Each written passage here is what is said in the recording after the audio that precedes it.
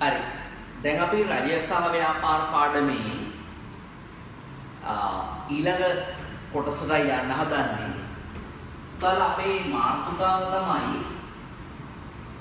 මූල්‍ය ප්‍රතිපත්තිය තමයි අපි මාතෘකාව වෙන්නේ. මූල්‍ය ප්‍රතිපත්තිය පිළිබඳව තමයි අපි සාකච්ඡා කරන්නේ. හරිද? දැන් අපි කලින් වීඩියෝ එකේදී සාකච්ඡා කළා ෆිස්කල් ප්‍රතිපත්තිය පිළිබඳව. පුතාලා මූල්‍ය ප්‍රතිපත්තිය කියන එක ටිකක් අමාරුයි. හරි? දැන් මම ඔයාලට පැහැදිලිව කිව්වා අපේ රටේ ආර්ථිකය පාලනය කරන ප්‍රධාන ප්‍රතිපත්ති ගත්තාම මේ ප්‍රධාන ප්‍රතිපත්ති තියෙන්නේ දෙකයි. එක තමයි ෆිස්කල් ප්‍රතිපත්තිය තියෙනවා. ඒ කියන්නේ අයවැය කටයුතු පාලනය කිරීමකට අයවැය වෙනස් කිරීම මගින් රජීය ආදායම සහ වියදම වෙනස් කිරීම මගින් ව්‍යාපාර වලට බලපෑමක් කරනවා නම් ඒකට අපි කියනවා ෆිස්කල් ප්‍රතිපත්තිය කියලා. ඊට පස්සේ තව දෙනවා පුතේ මූල්‍ය ප්‍රතිපත්තිය කියලා එකක්. මූල්‍ය ප්‍රතිපත්තියෙන් අපේක්ෂා කරන්නේ උද්දමනය පාලනය කිරීම. රටක තියෙන උද්දමනය කියන එක පාලනය කිරීම. උද්දමනය කියන එකෙන් අදහස් වෙන්නේ මොකද්ද? භාණ්ඩ හා සේවා මිල භාණ්ඩවල මිල ඉහළ යාම තමයි උද්දමනය කියන්නේ. හරි? මොනවාද ඔයගොල්ලෝ දන්න දමනයන් වෙන්නේ? ඔයගොල්ලෝ උද්දමනය දන්න. තව අවදමනය දන්න. තව ළමයිගෙන් විභාගෙදදී ඇහුවාම ඔයගොල්ලෝ දන්න දමනය කියන්නේ කියලා මේ ළමයි කියනවා නාලාගින් දමනය, ආලවක දමනය ඒවත් තියෙනවා. ඒව ගන්න බෑ මේ දමනයන් වල ප්‍රභේදයක්. එන්නේ නගිනවා නම් මිල මට්ටම ඒකට අපි කියන උද්දමනය කියලා. ඒ හොඳයි. පාරිභෝගිකයට හොඳ නෑ. පාරිභෝගිකයට ඒක නරකයි. එන්නේ මිල මට්ටම වැඩි. දැන් පොල්වල මිලේ බලන්න. නේ? ආසවුසුරන එකට තියෙන්නේ. පොල්වල මිලේ ගාව මෙලෝ පොල් පිළි. ඉතින් ඒතකොට ඉස්සර සම්බෝලයි පතුයි කාලේ ඉස්කෝලේ ගියා කියලා කියන අපේ සර්ලා. ඒතකොට අපි හිතනවා හරි දුප්පත් කියලා. දැන් සම්බෝලයි පතුයි ගන්න පුළුවන් ඉන්නේ පොසත් මිනිහෙක් විතරයි. ඒ තරම් ගන්න. එන්නේ මිල මට්ටම අඩු වෙනවා නම් දරුවනේ මේ මිල මට්ටමේ අඩු වීමට අපි කියන පුතලා අවදමනය කියලා කියනවා. අවදමනය. අවදමනය පාරිභෝගිකයට හොඳයි. හරි? අවදමනය කියන්නේ පාරිභෝගිකයට හොඳයි. දැන් බිත්තර වල මිල 20 තිබිලා ඒකට අඩු වෙලා දැන් බිත්තරයක් 10ක් වෙලා පාරිභෝගිකයට හොඳයි. පුළුවන් තරම් ගන්න. කොලෙස්ටරෝල් හැදෙනකම්ම ගන්න. නේ? අවදමනය කියන එක පාරිභෝගිකයට හොඳයි. නමුත් ව්‍යාපාරිකයෙක් කියන කෙනාට හොඳ නැහැ. ව්‍යාපාරිකයට ලාභයක් නේ. ලාභයක් නේ. ඔයාට තේරෙනවනේ මිල එන්න වැඩි වුණත් ප්‍රශ්නයක්, මිල එන්න අඩු වුණත් ප්‍රශ්නයක්. දැන් ඒ කියන්නේ රටක මිල මට්ටම කියන එක භාණ්ඩ හා සේවා මිල මට්ටම කියන එක තියෙනවන මොන මට්ටමේද? ප්‍රශස්ත මට්ටමේ තමයි රඳව ගන්න. ප්‍රශස්ත මට්ටම. භාණ්ඩ හා සේවා මිල මට්ටම ප්‍රශස්ත ආකාරයට රඳවා ගැනීම තමයි අපි කියන්නේ මූල්‍ය ප්‍රතිපත්තිය කියලා කියන්නේ. රටක භාණ්ඩ හා සේවා මිල ප්‍රශස්තයි කියන්නේ අඩුත් නෑ වැඩිත් නෑ. අඩුත් නෑ වැඩිත් නෑ. ඇඟේ තියෙන සීනි මට්ටම. ඇඟේ සීනි අඩු වුණොත් මොකද වෙන්නේ? වැටෙනවා සීනි. low sugar. සීනි අඩු වුණොත් සීනි වැඩි වුණොත් මොකද? සීනි වැඩි වුණොත් ඒත් එහෙම. දැන් කූඹිත් වෙනවා පස්සේ මේ ඒ තරම් සීනි තියෙනවා අපි. කූඹියෙම අපි දැක්කම නෑ නේද? ඒ තරම් අපේ ඇඟේ සීනි තියෙනවා. ඒ වැඩි වුණොත් ප්‍රශ්නයක් අඩු වුණොත් ප්‍රශ්නයක් ඒ බැලන්ස් වෙන මට්ටමට තමයි තියෙන්නේ. ඒ වගේ තමයි රටක භාණ්ඩවල මිල වැඩි වුණොත් පාරිභෝගිකයට අඩු වුණොත් ව්‍යාපාරිකයට අඩු. ඒක නිසා මේ මිල මට්ටම ස්ථාවර නැත්නම් මිල මට්ටම ප්‍රශස්තව හොඳ මට්ටමේ පවත්වා ගැනීම තමයි අපි කියන්නේ මොකක් මූල්‍ය ප්‍රතිපත්තිය කියලා කියන්නේ. සමහර අය කියනවා මූල්‍ය ප්‍රතිපත්තිය කියවම රටේ මිල වැඩිවීම කියන එක ශූන්‍ය කරන්න ඕනේ.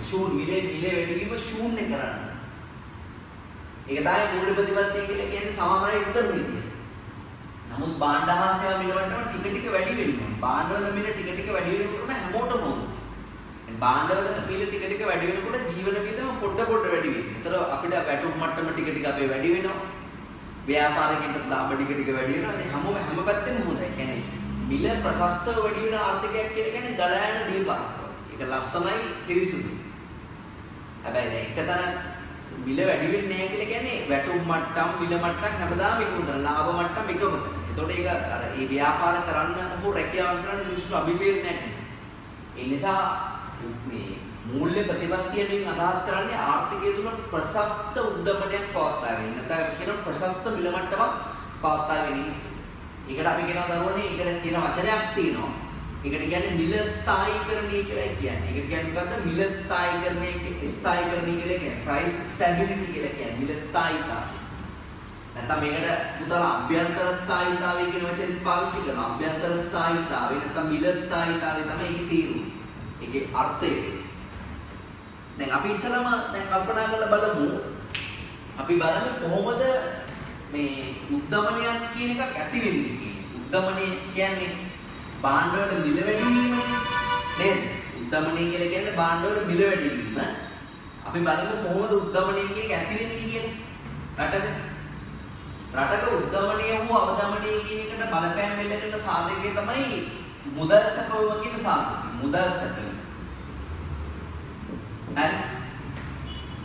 ඒක උද්දමනය හෝ අවදමනයට බලපෑම් වෙලකට ප්‍රධාන සාධකය තමයි මුදල් සැපයීම කියන කාරණේ. මොකද මේ මුදල් සැපයීම කියලා කියන්නේ? මුදල් සැපයීම කියලා කියන්නේ වැය කළ හැකි මුදල් ප්‍රමාණය. යම්කිසි අවස්ථාවක පුද්ගලයෙක් සිදුවන වැය කළ හැකි මුදල් ප්‍රමාණය තමයි මුදල් සැපයීම කියලා කියන්නේ. දැන් ඔයාගේ සාක්කුවට උදාහරණ බලන්න. ගෙදර ඉන්නවනම් හොඳට බලන්න නැත්නම් දැන් ඔයා දන්නවනේ පර්ස් එකේ ඔයාගාව තියෙන සල්ලි ප්‍රමාණය හොඳට බලන්න. හරි අපි දැන් ඔයාගේ පර්ස් එකේ හරි ඔයාගේ සල්ලි තියෙන තැන හරි නැත්නම් බැංකුවේ හරි ඔයාගාව තියෙන සල්ලි ප්‍රමාණය ඔයා දන්න. මුදල් ප්‍රමාණය. යම් අවස්ථාවක ඔයා සතුවන මුදල් ප්‍රමාණයට අපි කියනවා වැය කළ හැකි මුදල් ප්‍රමාණයට අපි කියනවා මුදල් සැපයීම කියලා. නේ? ඒ වගේ රටක යම් ආර්ථිකයක යම් අවස්ථාවක තියෙන මුදල් ප්‍රමාණයට අපි කියන දරුවනේ මුදල් සැපයීම. දැන් පුතා හිතන්නකො වැඩි වුණොත් මොකද වෙන්නේ කියලා. වාක් මුදල් සැපයීම එකපාරට වැඩි වෙනවා. දැන් ඔන්න රට ගිහිල්ලා අංකල් කෙනෙක් කියනවා එයා ඇවිල්ලා ඔයගොල්ලෝ විතර කාලා බීලා ගියාට පස්සේ අම්මා ඔයාට කියනවා වඳින්න කියලා. ඔයා වඳිනවා ධන ගහලා. හරි? මිනිහට හරි සන්තෝෂයි. එයා කියන්නේ මේ බටහිර රටවල මේ පුරුදු නෑ. ලංකාවේ තමයි ඒවා තියෙන්නේ. අපි ඒවා රැක ගන්න ඕනේ කියලා. පර්ස් එකට 5000ක් දෙන්න. රුපියල් 5000ක් දෙන්න. ඔයාට ආයි වදින බිම පෙරලි වදින. ආයි සල්ලි දෙන්නේ නෑ. තව දෙයි කිලෝ තමයි වයින් කරන්නේ. එක පාටම දැන් ඔයාගේ අතේ තිබ්බ මෙච්චරලා රුපියල් 100යි තිබුණේ. දැන් මේ මාමා 5000ක් දුන්නා. දැන් ඔයාගේ මුදල් සැපයීමක් කරලා තියෙන්නේ 5100ක වැඩි. දැන් කියන්නේ ඔයාගේ මුදල් සැපයීම ඕම වෙලේ එකපාරට වැඩි වෙලා තියෙනවා. මුදල් සැපයීම වැඩි වුණා. යම් අවස්ථාවක පුද්ගලයෙක් මුදල් සැපයීම කියන එක වැඩි වුණොත් හරි එයා භාණ්ඩ හා සේවා වලට කරන ඉල්ලුමක් කරනවා. භාණ්ඩ හා සේවා වලට කරන ඉල්ලුම මක්කනවා වැඩි වෙනවා. භාණ්ඩ හා සේවා වලට ඉල්ලුම වැඩි වුණොත් එහෙම ඒ භාණ්ඩ හා සේවා වල මිල මට්ටමක් වෙනවා වැඩි වෙනවා. නේ? මිනිස්සු විතර මෙහිම එක දවසකදී මුදල් සැපයීම වැඩි වුණා කියලා භාණ්ඩ වල මිල වැඩි වෙන්නේ නැහැ. දැන් ඔයාට රුපියල් 5000ක් හම්බුණා ඔයා ඊළඟ දවසේ ඔහු වේදන් කළ ඉවර කරනවා. හරි එතකොට භාණ්ඩ වල මිල වැඩි වෙන්නේ නැහැ. එන්නේ මිනිස්සුගේ වැටුප් එහෙම වැඩි වෙනකොට ගෝවා ආණ්ඩුව මොකද කරන්නේ? රුපියල් 5000කින් 10000ක වැටුප් වැඩි කරනවා. එහෙම වැටුප් වැඩි කරාම මිනිස්සුගේ ක්‍රය ශක්තිය කියන එක වැඩි වෙනවා. දැන් ටීචර්ස් දෙන්නෙක් ගෙදර ඉන්නවද දාන්න රුපියල් 5000ක වැඩිනවා දෙන්නගේ ආදායම 10000ක වැඩි වෙනවා. ඒතර ඒගොල්ලෝ උත්සාහ කරනවා මේ වැඩි වෙච්ච 10000ක් තව භාණ්ඩ හා සේවා ගන්න. ඒගොල්ලෝ දිගු කාලෙක වෙයි ගන්න පුළුවන්. මුළු ආර්ථිකයේම මිනිස්සුගේ රජයේ සේවකගේ වැටුප් වැඩි කියලා ගන්න පුළුවන්.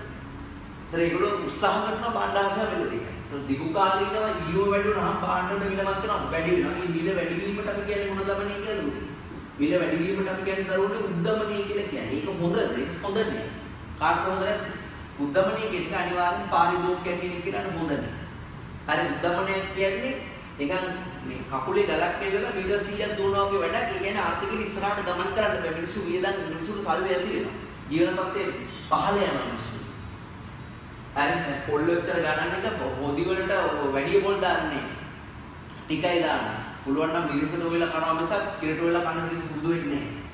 ඒ නිසා මුදල් සැපව වැඩි වීම කියන එක අනිවාර්යයෙන්ම හොඳ නැති දෙයක්. හරි ඒක උද්දමනය ඇති වෙන්නේ මුදල් සැපව වැඩි වුණාම. දැන් ඔයා දැක්කනේ මුදල් සැපව වැඩි වුණාම උද්දමනය කියන එක ඇති වෙනවා. ඒ වගේම මුදල් සැපව අඩු වුණොත් දැන් අපි දුම යම් අවස්ථාවක ඔයාගේ අතේ තියෙන සල්ලි ප්‍රමාණය අඩු වෙනවා නම් වියදම් කළා අතේ රුපියල් 10යි ඉතිරි. तर මොකද වෙන්නේ? භාණ්ඩ හා සේවා වලට කරන ඉල්ලුමක් කරනවා අඩු කරනවා. භාණ්ඩ හා සේවා වලට ඉල්ලුම අඩු කරන හින්දා භාණ්ඩ මිනිස්සු මිලදී ගන්න තියෙන ඒ භාණ්ඩවල මිලක්මක් කරනවා අඩු වෙනවා. මිල මට්ටම එන්න පහළ යනකොට අපි කියනවා මොකක්ද? අවදමනය කියලා කියනවා. අවදමනය කියලා කියනවා. ඒක පාරිභෝගිකයට හොඳයි අවදමනය කියන එක. මොකද ව්‍යාපාරිකයා පැත්තෙන් ගත්තා ව්‍යාපාරිකයට හොඳ නැහැ. හරි කියන්නේ අවදමනය කියන එකත් හොඳ නැහැ. උද්දමනය කියන එකත් හොඳයි. අවදමනය හොඳ නැත්නම් ව්‍යාපාරිකයට අවදමනය හොඳ නැහැ. ව්‍යාපාරිකයට උද්දමනය පාරිභෝගිකයට හොඳයි. එනවා මතක තියාගන්න ඕනේ මෙන්න මේ කාර්මිකතාවයේ මුදල් සැපම වැඩි වුණොත් උද්දමනය. ඇයි ඒ ක්‍රය ශක්තිය වැඩි වෙන්නේ? ක්‍රය ශක්තිය කියන්නේ මිලදී ගැනීමේ හැකියාව. මුදල් සැපම අඩු වුණොත් අවදමනය ඇති වෙනවා. ඒ කියන්නේ ඉල්ලුම අඩු වෙනවා. භාණ්ඩවල ක්‍රය ශක්තිය අඩු වෙලා ඉල්ලුම අඩු වෙනවා. ඒතර භාණ්ඩ මිල අඩු වෙනවා. උද්දමනයත් හොඳ නෑ අවදමනයත් හොඳ නෑ. එහෙනම් මූල්‍ය ප්‍රතිපත්තිය කරන්න ඕන මොකද්ද? රටේ ප්‍රශස්ත මුදල් සැපයුමක් පවත්වා ගැනීම තමයි යා කරන්නේ. රටේ ප්‍රශස්ත මුදල් සැපයුමක් පවත්වා ගැනීම තමයි මූල්‍ය ප්‍රතිපත්තියෙන් කරන්නේ. නිසා මූල්‍ය ප්‍රතිපත්තිය කියලා කියන්නේ යම් අවස්ථාවක ආර්ථික ප්‍රශස්ත මුදල් සැපයුමක් පවත්වා ගැනීම සඳහා අනුගමනය කරන ප්‍රතිපත්තිය මූල්‍ය ප්‍රතිපත්තිය. එහෙම නැත්නම් මිල ස්ථායීතාවය මිල වැඩි වෙන්නේ නැතුව ඒකාකාරව මිල ස්ථායීතාවය පවත්වා ගැනීම සඳහා අනුගමනය කරන ප්‍රතිපත්තිය මූල්‍ය ප්‍රතිපත්තිය. එහෙම නැත්නම් උද්දමනයේ පාලනය කිරීම සඳහා භාවිත කරන ප්‍රතිපත්තිය තමයි මූල්‍ය ප්‍රතිපත්තිය කියලා කියන්නේ. ඉතින් එතකොට මොන වගේ ක්‍රියාකාරකම්ද මහ බැංකුව අනුගමනය කරන්නේ කියන කාරණය අපි තව චුට්ටකින් බලමු. ඉතලා පුතාලා ගන්න පුතාලගේ නිබන්ධනය අරගෙන පිටු අංක බලන්න පිටු අංක 8 හෝ 9 පිටුවල පටන් ගන්න සමහර අය නිබන්ධන වල 8 පිටුවේ දෙන්නේ සමහර අය 9 වෙනි පිටුවේ ඇති මූල්‍ය ප්‍රතිපත්තිය කියන කොටස පටන් ගන්නවා. ඒක කියව ගන්න. විනාඩි 5ක් තරම් කියව ගන්න.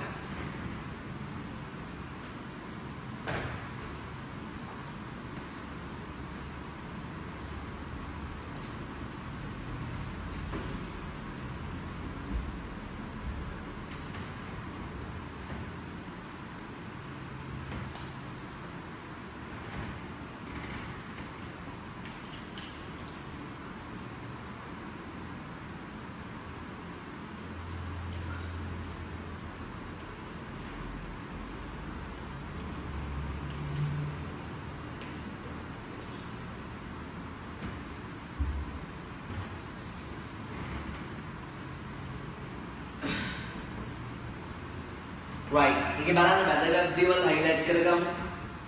මෙම ප්‍රතිපත්තිය රටේ මුදල් සැපයුම සමග ඍජුව සම්බන්ධ වෙනවා. දෙල්ලද කාල පරිච්ඡේදයක් තුල ආර්ථිකය තුල පවතින වැය කළ හැකි මුදල් ප්‍රමාණය මුදල් සැපයුම ලෙස දක්වන්න පුළුවන්. highlight කරගන්න. දෙල්ලද කාල පරිච්ඡේදයක් තුල ආර්ථිකය තුල පවතින වියදම් කළ හැකි මුදල් ප්‍රමාණය තමයි මුදල් සැපයුම කියලා අදහස් වෙන්නේ. highlight කරගන්න. ආර්ථිකයේ පවතින මුදල් සැපයුම පාරිභෝගිකයින් කෙරෙහි සෑම ව්‍යාපාරයක් කෙරෙහි බලපානු ලැබේ.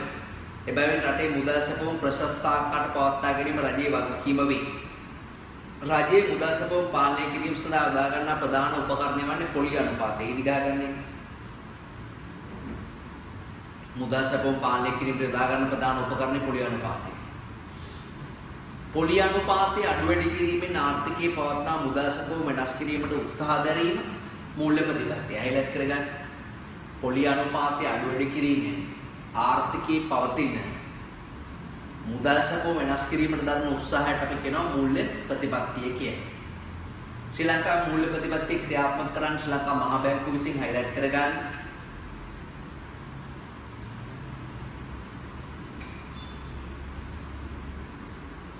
right. නිසා දැන් විභාගෙදී පුතාලෙන් අහුවොත් මූල්‍ය ප්‍රතිපත්තිය කියන්නේ මොකක්ද කියලා ප්‍රශස්ත මුදල් සැපයුමක් පවත්වා ගැනීම සඳහා අනුගමනය කරන ප්‍රතිපත්තිය මූල්‍ය ප්‍රතිපත්තිය. නැත්තම් රටක මිල ස්ථායීතාවය කියන්නේ මිල ස්ථාවරව පවත්වා ගන්නවා. මිල ස්ථායීතාවය පවත්වා ගැනීම සඳහා අනුගමනය කරන ප්‍රතිපත්තිය මූල්‍ය ප්‍රතිපත්තිය. හරි. right. අතන ඒ එකපාරක් විභාගෙදී අහලා තියෙනවා මූල්‍ය ප්‍රතිපත්තිය ක්‍රියාත්මක කරන ආයතනය කුමක්ද කියලා. ඒකට ආයතනය හරියටම ලියනවා ශ්‍රී ලංකා මහා බැංකුව තමයි මූල්‍ය ප්‍රතිපත්තිය ක්‍රියාත්මක කරන්නේ. හරි. දැන් ටිකක් අමාරු කොටසකට තමයි අපි පුතාලා මේ මූල්‍ය ප්‍රතිපත්තිය කියන එකදී මූල්‍ය ප්‍රතිපත්තිය ක්‍රියාත්මක කිරීමේදී අපි මූලික වශයෙන් බලන්න ඕන මොකක්ද? රටක මුදල් සැපයුම ප්‍රශස්ත ආකාරයට පවත්වා ගැනීම තමයි අපි මෙතනදී අපේක්ෂා කරන්නේ. ඒ කියන්නේ ඇයි මේ ප්‍රශස්ත හොඳම ආකාරය තමයි ප්‍රශස්ත ආකාරය කියන්නේ හොඳම ආකාරය. අඩු නැති වැඩි නැති. ඇයි අඩු කරන්නේ නැත්තේ වැඩි කරන්නේ නැත්තේ අදිසියරි මුදල් සැපයුම වැඩි කරොත් උද්දමනයක් ඇති වෙයි. පාරිභෝගිකයට හොඳ නැහැ. අදිසියරි මුදල් සැපයුම අඩු වුණොත් එහෙම ව්‍යාපාරිකයට හොඳ නැහැ. අවදමනයක් ඇති වෙයි. ඒ නිසා වැඩි වෙන්නේ නැතුව අඩු වෙන්නේ නැතුව ගානට පවත්වාගෙන යන එක තමයි මූල්‍ය ප්‍රතිපත්තිය කියලා කියන්නේ. දැන් මේක මේ රටේ උද්දමනය හෝ අවදමනය ඇති නොවෙන්න ක්‍රියාත්මක විවිධ ප්‍රතිපත්ති ක්‍රියාත්මක කරන්න ඕන ආයතනය තමයි ශ්‍රී ලංකා මහ බැංකුව. හදිසියෙ උද්දමනයක් ඇති වුණොත් මිනිස්සු බණින්නේ මහ බැංකුව. අවදමනයක් ඇති වුණොත් මිනිස්සු බණින්නේ මහ බැංකුව. ඒ නිසා මහ බැංකුව තමයි මූල්‍ය ප්‍රතිපත්තිය ක්‍රියාත්මක කරන්න ප්‍රධාන වශයෙන්ම ණය සීමා පැනවීම කියලා කියන්නේ ප්‍රධාන උපාය මාර්ග දෙකක් පාවිච්චි කරනවා. එකක් තමයි මෙයා ප්‍රමාණාත්මක ණය පාලන උපකරණ භාවිත කරනවා. හරි? මේ මූල්‍ය ප්‍රතිපත්තිය ක්‍රියාත්මක කරනකොට එයා ප්‍රමාණාත්මක ණය පාලන උපකරණ භාවිත කරනවා. එහෙම නැත්නම් එයා පාවිච්චි කරන දරුවනේ ගුණාත්මක ණය පාලන උපකරණ පාවිච්චි කරනවා. මොනවද පාවිච්චි කරන්නේ? ආර්ථිකයේ මුදල්සපුව පාලනය කරන ප්‍රමාණාත්මක ණය පාලන උපකරණ පාවිච්චි කරනවා නැත්නම් ගුණාත්මක ණය පාලන උපකරණ පාවිච්චි කරනවා. ප්‍රමාණාත්මක ණය පාලන උපකරණ කියලා කියන්නේ ඉතින් ලංකාව හරි ලංකාව මේ සමස්ත ආර්ථිකයට මුදල් ගලායන ප්‍රමාණය. කියන්නේ මුදල් දැන් වාගේ සාක්කුවට මුදල් ගලායන ප්‍රමාණය සමස්ත ප්‍රමාණය. හරි? සමස්ත ආර්ථිකයට මුදල් ගලායන ප්‍රමාණය අඩු වැඩි කරන්න පාවිච්චි කරන උපකරණ තමයි ප්‍රමාණාත්මක ණය පාලන උපකරණ කියන්නේ. මුළු රටේම මුදල් සපයුම අඩු වැඩි කරන්න පාවිච්චි කරන උපකරණ ප්‍රමාණාත්මක උපකරණ. හරි? ගුණාත්මකයි කියන එකේ ගුණාත්මක ණය පාලන උපකරණ කියන එකේ තේරුම තමයි ආර්ථිකයට ගලායන මුදල් ප්‍රමාණය නෙමෙයි. රටේ තියෙන මුදල් ගලායන දිශාව විතර වෙනස් කරන්නේ. දැන් මේක හරියට මේ වගේනේ. වා හිතන්න මේ මුළු රටේම වියදම් කරන්න පුළුවන් මුදල් ප්‍රමාණය තියෙනවා කියලා හිතන්නකො බිලියන 4000. අපේ රටේ මිනිස්සුන්ගේ අතේ බිලියන 4000ක් තියෙනවා. ඔයා හිතන්නකො මේ බිලියන 4000 වැඩි කියලා හිතන්නකො. මේ සල්ලි ප්‍රමාණය වැඩි මිනිස්සු මේ සල්ලි වලින් සෑහෙන්න බඩු ගන්නවා. සෑහෙන්න භාණ්ඩ ඉල්ලුම් කරනවා, ඉල්ලුම වැඩි වෙනවා. හරි? භාණ්ඩ වල ඉල්ලුම වැඩි වෙනවා, මිල මට්ටම ඉහළට උද්දමනයක් ඇති වෙනවා. ප්‍රමාණාත්මක ණය පාලන උපකරණ ක්‍රියාත්මක කරාම මේ බිලියන රටේ මිනිස්සු ගත දෙන බිලියන 4000 බහිනවා බිලියන 2000ක් විතර. ඒ කියන්නේ ඊටු බිලියන 2000ක් මක්කන මහ බැංකුව ඇදලා ගන්නවා. මහ බැංකුව පැත්තට. ඒ මුදල් ඇදලා ගන්න පුළුවන් ක්‍රම තියෙනවා. කාන්දමක් වගේ ක්‍රම තියෙනවා. ඒවා මහ බැංකුව ක්‍රියාත්මක කරනවා. ඒවා තමයි ප්‍රමාණාත්මක ණය පාලන උපකරණ කියලා කියන්නේ. ඒක හරියට මේ වගේ. රුපියල් 400ක් අතේ තියෙන මිනිහෙක්ගෙන් රුපියල් 200ක් ඇදලා ගත්තොත් මොකද ගවර්න්මන්ට් එක ඇදලා ගන්නවා. 200. ඇදලා ගත්තොත් මොකද කරන්නේ? මොකද වෙන්නේ? ඒ මිනිහට වියදම් කරන්න ප්‍රීමියම් ක්‍රේ ශක්තිය කියන එක අඩු වෙනව නේද? ක්‍රේ ශක්තිය අඩු වෙන මිනිහගේ මොකද ක්‍රේ ශක්තිය එක මුදල් ප්‍රමාණය. ඒ පුද්ගලයාගේ අතේ තියෙන මුදල් ප්‍රමාණය අඩු වෙනවා. ඒ වගේ රටේ තියෙන මුදල් ප්‍රමාණය අඩු කරන උපකරණ ප්‍රමාණාත්මක ණය පාලන උපකරණ කියන්නේ මුදල් ප්‍රමාණය අඩු කරන උපකරණ. ගුණාත්මක ණය පාලන උපකරණ වලදී එහෙම කරන්නේ නැහැ. ගුණාත්මක ණය පාලන උපකරණ වලදී කරන්නේ රුපියල් 400ක් අතේ තියෙනවනේ මිනිහෙක්. රුපියල් 400ක් මිනිහෙක් අතේ තියෙනවා නම් අපි මේ මිනිහෙන් 200ක් ඇදලා ගන්නනේ. අපි මේ මිනිහට කියනවා මෙහෙම. ඔයා සිගරට් බොන්න එපා. ඔයා අරක්කු බොන්න එපා. සිගරට් බිව්වම පිළික ඇති වෙනවා. හරි අරක්කු බිව්වම මෙහෙමයි අරක්කු බිව්වම මානසික තත්ත්වය වෙනස් වෙනවා. වකුගඩු දී වෙනවා කියලා මේ මිනිහගේ මොරාල් එක වෙනස් කරනවා. මේ මිනිහගේ මේ සිතුවිලි වෙනස් කරනවා. අපි ඒ මිනිහගේ රුපියල් 400 අපි යන්න දෙන්නේ අරක්කු සිගරට් පැත්තට යන්න දෙන්නේ බ්ලොක් කරලා දාන්න. ඒ පැත්තට ගලන් යන්න දෙන්නේ. ඒ පැත්තට අපි ගලන් යන්න දෙන්නේ. අන්න ඒකට කියනවා ගුණාත්මක පාලනය කියලා. මේ මුදල් ප්‍රමාණය අඩුවෙන් කරන්නේ ගලන් යන දිශාව වෙනස් කරනවා. අපි කියනවා ඒක බැංකුවක ආයෝජනය කරන්න කියලා. බැංකුව ඉතුරු කරන්න කියලා මේ රුපියල් 400 නැත්නම් කැටයකට ඉතුරු කරන්න කියලා. අපි වියදම් පැත්තට නෙමෙයි ආදායම් පැත්තට මේ මුදල් හරවනවා. අපිට මේ මුදල් හරවන්න පුළුවන් නම් අඩු වැඩි කරන්න තු අන්න ඒකට අපි කියනවා ගුණාත්මක ණය පාලනය කියලා. ඔයා දන්නවනේ? දැන් ළමයි වැරදි කරාම පොඩි ළමයි වැරදි කරාම අපි කෝටු වලින් ගහනවා. ළමයා කෝට්ටට බයයි. බය නිසා ළමයි වැඩි කරන්නේ නැහැ. හැබැයි උසස් පෙළ කරන ළමෙක්ට විශ්වවිද්‍යාල ළමෙක්ට කෝට්ටකින් ගහලා බැටන් පොල්ලකින් ගහලා නවත්තන්න පුළුවන්. දැන් විශ්වවිද්‍යාල ශිෂ්‍යයෝ නිතර උද්ඝෝෂණය කරනවා. හරි උද්ඝෝෂණය කරනකොට ඉස්සල්ලාම කරන්නේ ඒගොල්ලන්ට කඳුළු ගෑස් ගන්න. කඳුළු ගෑස් ගන්න කලින් බැටන් පොල්ලෙන් ගන්න. බැටන් පොල්ලෙන් ගහලා කඳුළු මදි නිසා කඳුළු ගෑස් එක ගන්න. ඊට පස්සේ කඳුළු හේදලිය යන වතුර වලින් ගන්න. හරිද? ඒ වතුර බවුසර කියලා වතුර විදින. ඒ වතුර බවුසර වලින් ෂර්ට් හොදගන්න යමුත් ඉන්න විශ්වවිද්‍යාලේ. එලා දවස්ක් රෝතර ගන්න යමු ඉන්නවා. තමන් කැලලක් කෙනලා දාගෙන. නමුත් එහෙම ගැහුවට ඒ ළමයි ඊළඟ දවසේ තායි එතෙන්ටම ඇවිල්ලා උද්ඝෝෂණය කරනවා. මොකද ඒ ළමයිට වැඩක් නැහැ ගැහුවා කියලා තේරෙන්නේ. තේරෙනවද? ඒක තේරෙන්නේ. ඒ කියන්නේ සමහර ළමයිට තේරෙන්නේ නැති බව තේරෙන්නේ. හරි? ඉතින් මේ ගහලා හදන්න බෑ. ඒ කාලේ ගහලා හදන්න බෑ. දැන් කුඩු ගහපු මිනිහට ගහලා හදන්න පුළුවන්. කුඩු ගහපු මිනිහට ගගහ කියන කුඩු බොන්න එපා කුඩු බොන්න එපා. ඒ මිනිහා බොනවා අනිවාර්යයෙන්. ඒතර ඒකනේ ආ පුනරුත්ථාපන දාන්නේ. ඒතර යා භාවනා කරලා එයාගේ සිත වෙනස් කරලා සිතුවිලි වෙනස් කරලා එයා බුදකලාව තියලා හරි එයා අබ්බැහිකාරයක් නොවන බව එයාට හේතු ගන්නලා එයාගේ මනස එක ඉල්ලුම් නොකරන තත්ත්වයට පත් කරලා තමයි එයාව ආයේ සමාජගත කරන්නේ. ඔයාලට තේරෙනවා මම කියන්නේ. ඒක තමයි ගුණාත්මක ණය පාලනය කියලා කියන්නේ. අතේ තියෙන සල්ලි ටික අඩුවඩි කරන්නේ ගලාගෙන යන දිශාව විතරක් වෙනස් කරනවා නම් අපි ඒකට කියනවා ගුණාත්මක ණය පාලනය කියලා. දරුණී ශ්‍රී ලංකා මහ බැංකුව මේ ආර්ථිකය ඇතුලේ ප්‍රශස්ත මුදල් සපුවක් පවත්වාගෙන යන්නේ මේ ප්‍රමාණාත්මක සහ ගුණාත්මක ණය පාලන උපකරණයක් කරනවා. හසුරුවීම තමයි මූලික වශයෙන් කරන්නේ. හරි? ඉතින් අපිට මේක පැහැදිලි කිරීම දීර්ඝයි. අපි බලමු මොනවද මේ ප්‍රමාණාත්මක ණය පාලන උපකරණ කියලා කියන්නේ? ගුණාත්මක ණය පාලන උපකරණ කියන්නේ මොනවද කියලා අපි සාමාන්‍යයෙන් බලමු කතා කරමු. ප්‍රමාණාත්මක ණය පාලන උපකරණ වලට ගන්න පුළුවන් විවෘත වෙළඳපළ කටයුතු. හරි විවෘත වෙළඳපළ කටයුතු. ගුණාත්මක ණය පාලන උපකරණ තව ගන්න පුළුවන් බැංකු පොලිය අනුපාතය. බැංකු පොලිය අනුපාතය. හරි. තව අපිට ගන්න පුළුවන් වට්ටම් අනුපාතිකය වගේ දේවල් දෙනවා වට්ටම් අනුපාතය. ඊට පස්සේ අපිට තියෙනවා විවෘත වෙළඳපළ බැංකු පොලිය අනුපාතය ඊළඟට තව විචල්්‍ය සංචිත අනුපාතය. විචල්්‍ය සංචිත අනුපාතය. මෙන්න මේ වගේ. හරි. අපිට ගුණාත්මක ණය පාලන උපකරණ දැන් මේ උපකරණ ක්‍රියාත්මක කරාම සමස්ත රටේම මුදල් සැපම අඩු වෙනවා. ඕ වැඩි වෙනවා. සමස්ත රටේ මුදල් සැපම අඩු කරන්න ඕ වැඩි කරන්න මේ උපකරණ ගිනියම පාවිච්චි කරන්න පුළුවන්. මම මේ ඉස්සර පැහැදිලි කරන්න. ගුණාත්මක ණය පාලන උපකරණ ගත්තාම ඒවට අප කොන්දේසි අනිවාර්ය කිරීම. හරි. ඊට පස්සේ ණය පිළිබඳ උපරිම සීමා පැනවීම. ඒ වගේම ණයවර ලිපි කාසියාන්තික. ඒ වගේම කාසියාන්තික කියන මේකට කියන්නේ මම පැහැදිලි කරන්න ඕන. සීරම ඊට පස්සේ අපි එකට කියනවා මොකද්ද ශිෂ්ට ප්‍රයෝග කියලා කියනවා. ශිෂ්ට ප්‍රයෝග නැත්නම් අපි එකට කියනවා යහපෙළවීම කියලා. යහපෙළවීම. හරි මෙන්න මේ වගේ තියෙනවා.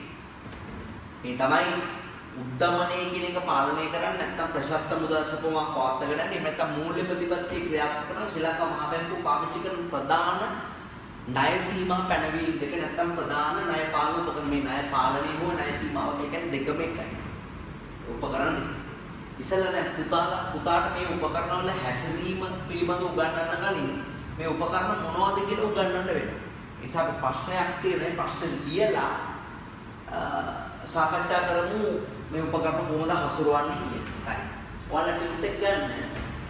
ඒ ටියුට් එකේ ඔයාලගේ ටියුට් එකේ පෙළන්න පිටුවක් 11. පිටුවක් 11.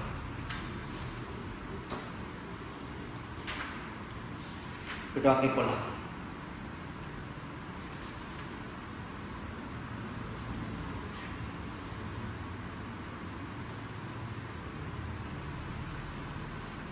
හරි.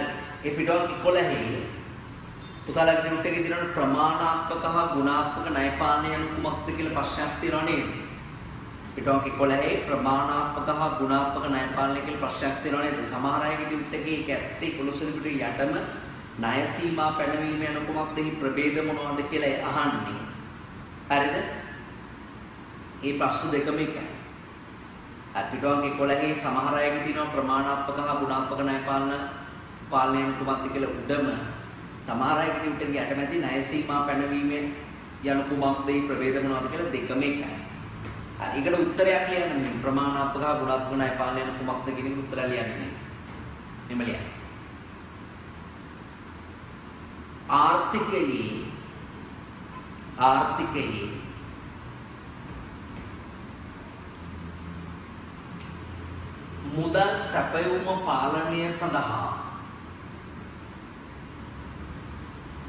මුදල් සැපයුම පාලනය සඳහා අනුගමනය කරනු ලබන ක්‍රියාමාර්ගය. ආර්ථිකයේ මුදල් සැපයුම පාලනය කිරීම සඳහා අනුගමනය කරනු ලබන ක්‍රියාමාර්ගය.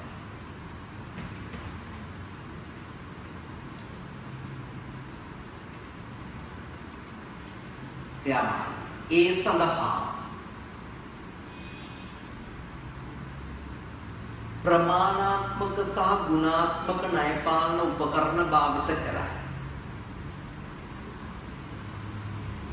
ප්‍රමාණාත්මක සහ ගුණාත්මක ණයපාලන උපකරණ භාවිත කරයි.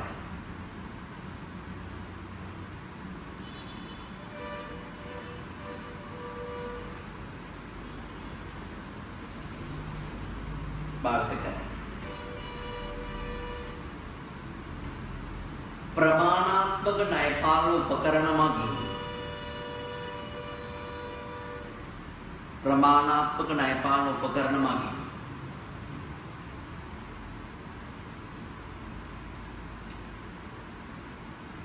ආර්ථිකයට ගලා එන සමස්ත ආර්ථිකයට ගලා එන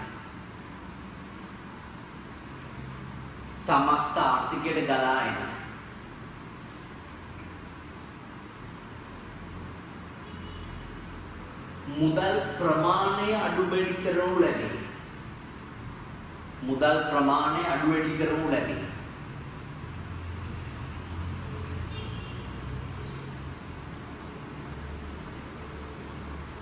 වැඩි කරනු ලැබේ.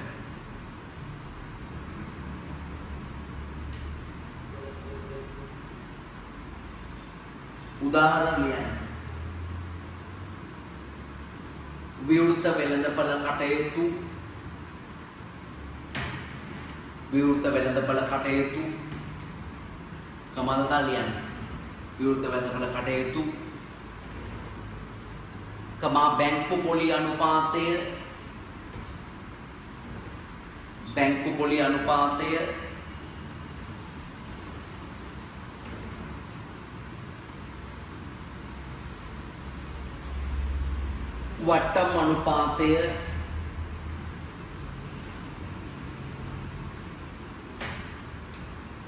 වට්ටම් අනුපාතය විචල්්‍ය සංචිත අනුපාතය right.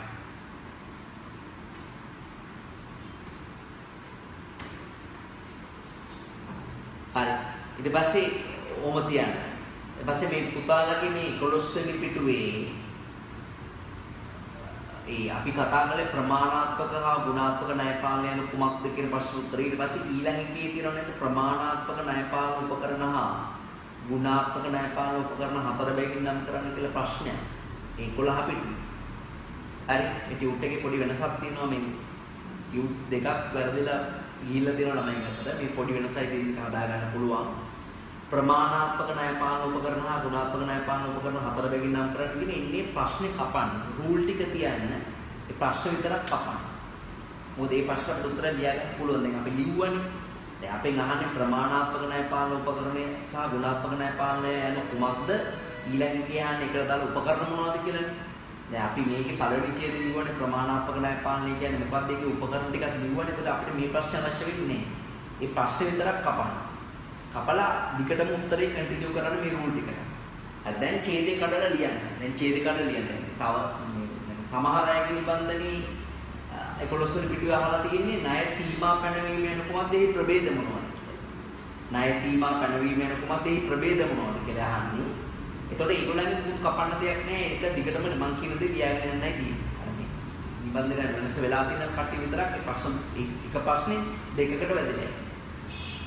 හරි. ඡේද කඩලා ලියන්නේ. මුලින්ම ඡේද කඩලා ලියන්නේ. ගුණාත්මක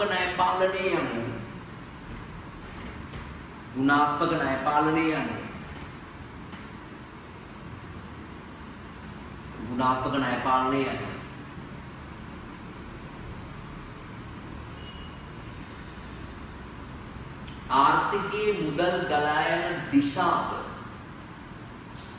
ආර්ථිකයේ මුදල් ගලා යන දිශාව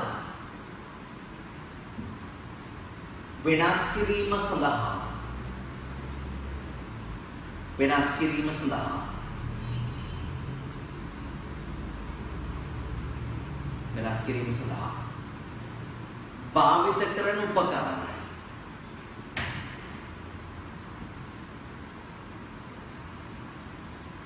භාවිත කරන උපකරණ. දැන් උදාහරණයක් විදිහට ගත්තාම අපි හිතමුකෝ ඔන්න ආණ්ඩුවට ඕනේ කෘෂියංශය දියුණු කරන්න, හැබැයි දීවරංශය දියුණු කරන්න ඕනේ. එහෙනම් ඒගොල්ලෝ කරන්නේ කෘෂිකාර්මික කට්ටියට ගන්න ණය තියෙනවනේ. ඒ කෘෂිකාර්මික කට්ටිය ගන්න දැන් ගොවිතැන් වලට ගන්න කට්ටියට අප මුකුත් නැහැ. අප ඕනේ. උපරිම සීමාවක් ලක්ෂ 50ක් උදලා දානවා. හරි. හැබැයි දීවරේනකොට දීවරයට අපිට දෙන්න කියන බෝට්ටුව. බෝට්ටුවට අපිට දෙන්න කොහොමද පීනලා පහළවල්ලන්නේ නේද? ඊට පස්සේ උපරිම සීමාව ලක්ෂ 5යි. ඉතින් ලක්ෂ 5 ළමයි හබලක්වත් ගන්න බෑ. ඉතින් ඒතකොට දීවරේ අධ්‍යයනවත් වෙලා ඒ අංශයේ බිඳවැටෙනවා. කෘෂි අංශේ නැහැ. ඉතින් ඒවට තේරෙනවා ආර්ථිකයේ ණය ගලන දිශාව වෙනස් කරන්න පාවිච්චි කරන උපකරණ තමයි ගුණාත්මක ණය පාලන උපකරණ කියලා කියන්නේ. ඔයාලට තේරෙනවද කියන්නේ? හරි මෙව ලියන්න. අපි කෑම කෑවොත් අපේ ප්‍රමාණය වැඩි වෙනවා. හැබැයි බණ ඇහුවොත් අපේ ගුණත්වය කියන එක වෙනස් වෙනවා. නේ එන්නේ වගේ දෙයක් කියන්නේ. ඒ වගේ දෙයක් නේ. හරි ඊට උදාහරණ ලියන්න. දැන් අපි ලියවන්නේ ගුණාත්මක ණය පාලනය යන ආර්ථිකයේ ණය ගලන දිශාව මුදල් ගණන දිශාව වෙනස් කිරීමට උත්සාහ දැරීම. නැත්නම් භාවිත කරන උපකරණය. උදාහරණ ලියන්න. යහපෙළඹීම්. යහපෙළඹීම් කියලා කියන්නේ වාණිජ බැංකුවල සහ අනිකුත් ණය දෙන ආයතනවල ඉන්න මේ මැනේජර්ස්ලා ගෙනල්ලා මහ බැංකුව කියනවා ඕගොල්ලෝ මෙන්න මේ ඇෂල්ට ණය දෙන්න. මෙන්න මේ ඇෂල්ට ණය දෙන්න එපා කියලා අර ඒගොල්ලන්ගේ සිතුවිලි වෙනස් කරනවා. අපේ රට කෘෂිකාර්මික රටක් අපේ කෘෂිකර්මෙන් ස්වයංපෝෂිතව වෙමු. ඒ නිසා ගොවියට මේ කරන්න එපා මේ අසාධාරණකම් එන ගොවීන්ට අනිවාර්යයෙන්ම ණය දෙන්න කියලා එහෙම කියන එක තමයි අපි කියන්නේ මොකද්ද? මේ යහපෙළඹීමක් කියලා කියන්නේ. තමන් ගොවියෙක් කියලා ඔප්පු කරන්න අමුඩේ ගහගෙන ඉන්න ඕනේ නැහැ බැංකුවට. අර ටයි එක දාලා ෂර්ට් එකක් උතන්දලා අමුඩයක් ගහලා බැංකුවට තමන් ගොවියෙක් කියලා ඔප්පු කරන්නේ. එහෙම නැහැ ඉතින් බැංකුවෙන් ඇවිල්ලා කෘෂිකාර්මික ඉඩම් බලනවා.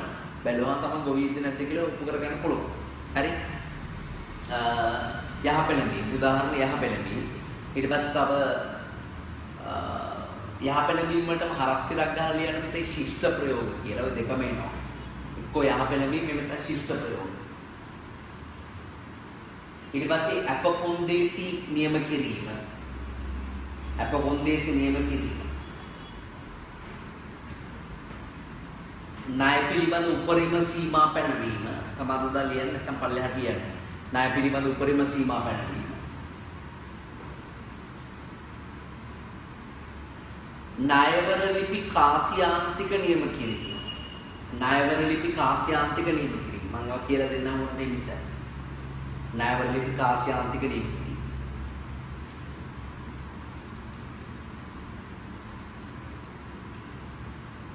හරිද? හරි.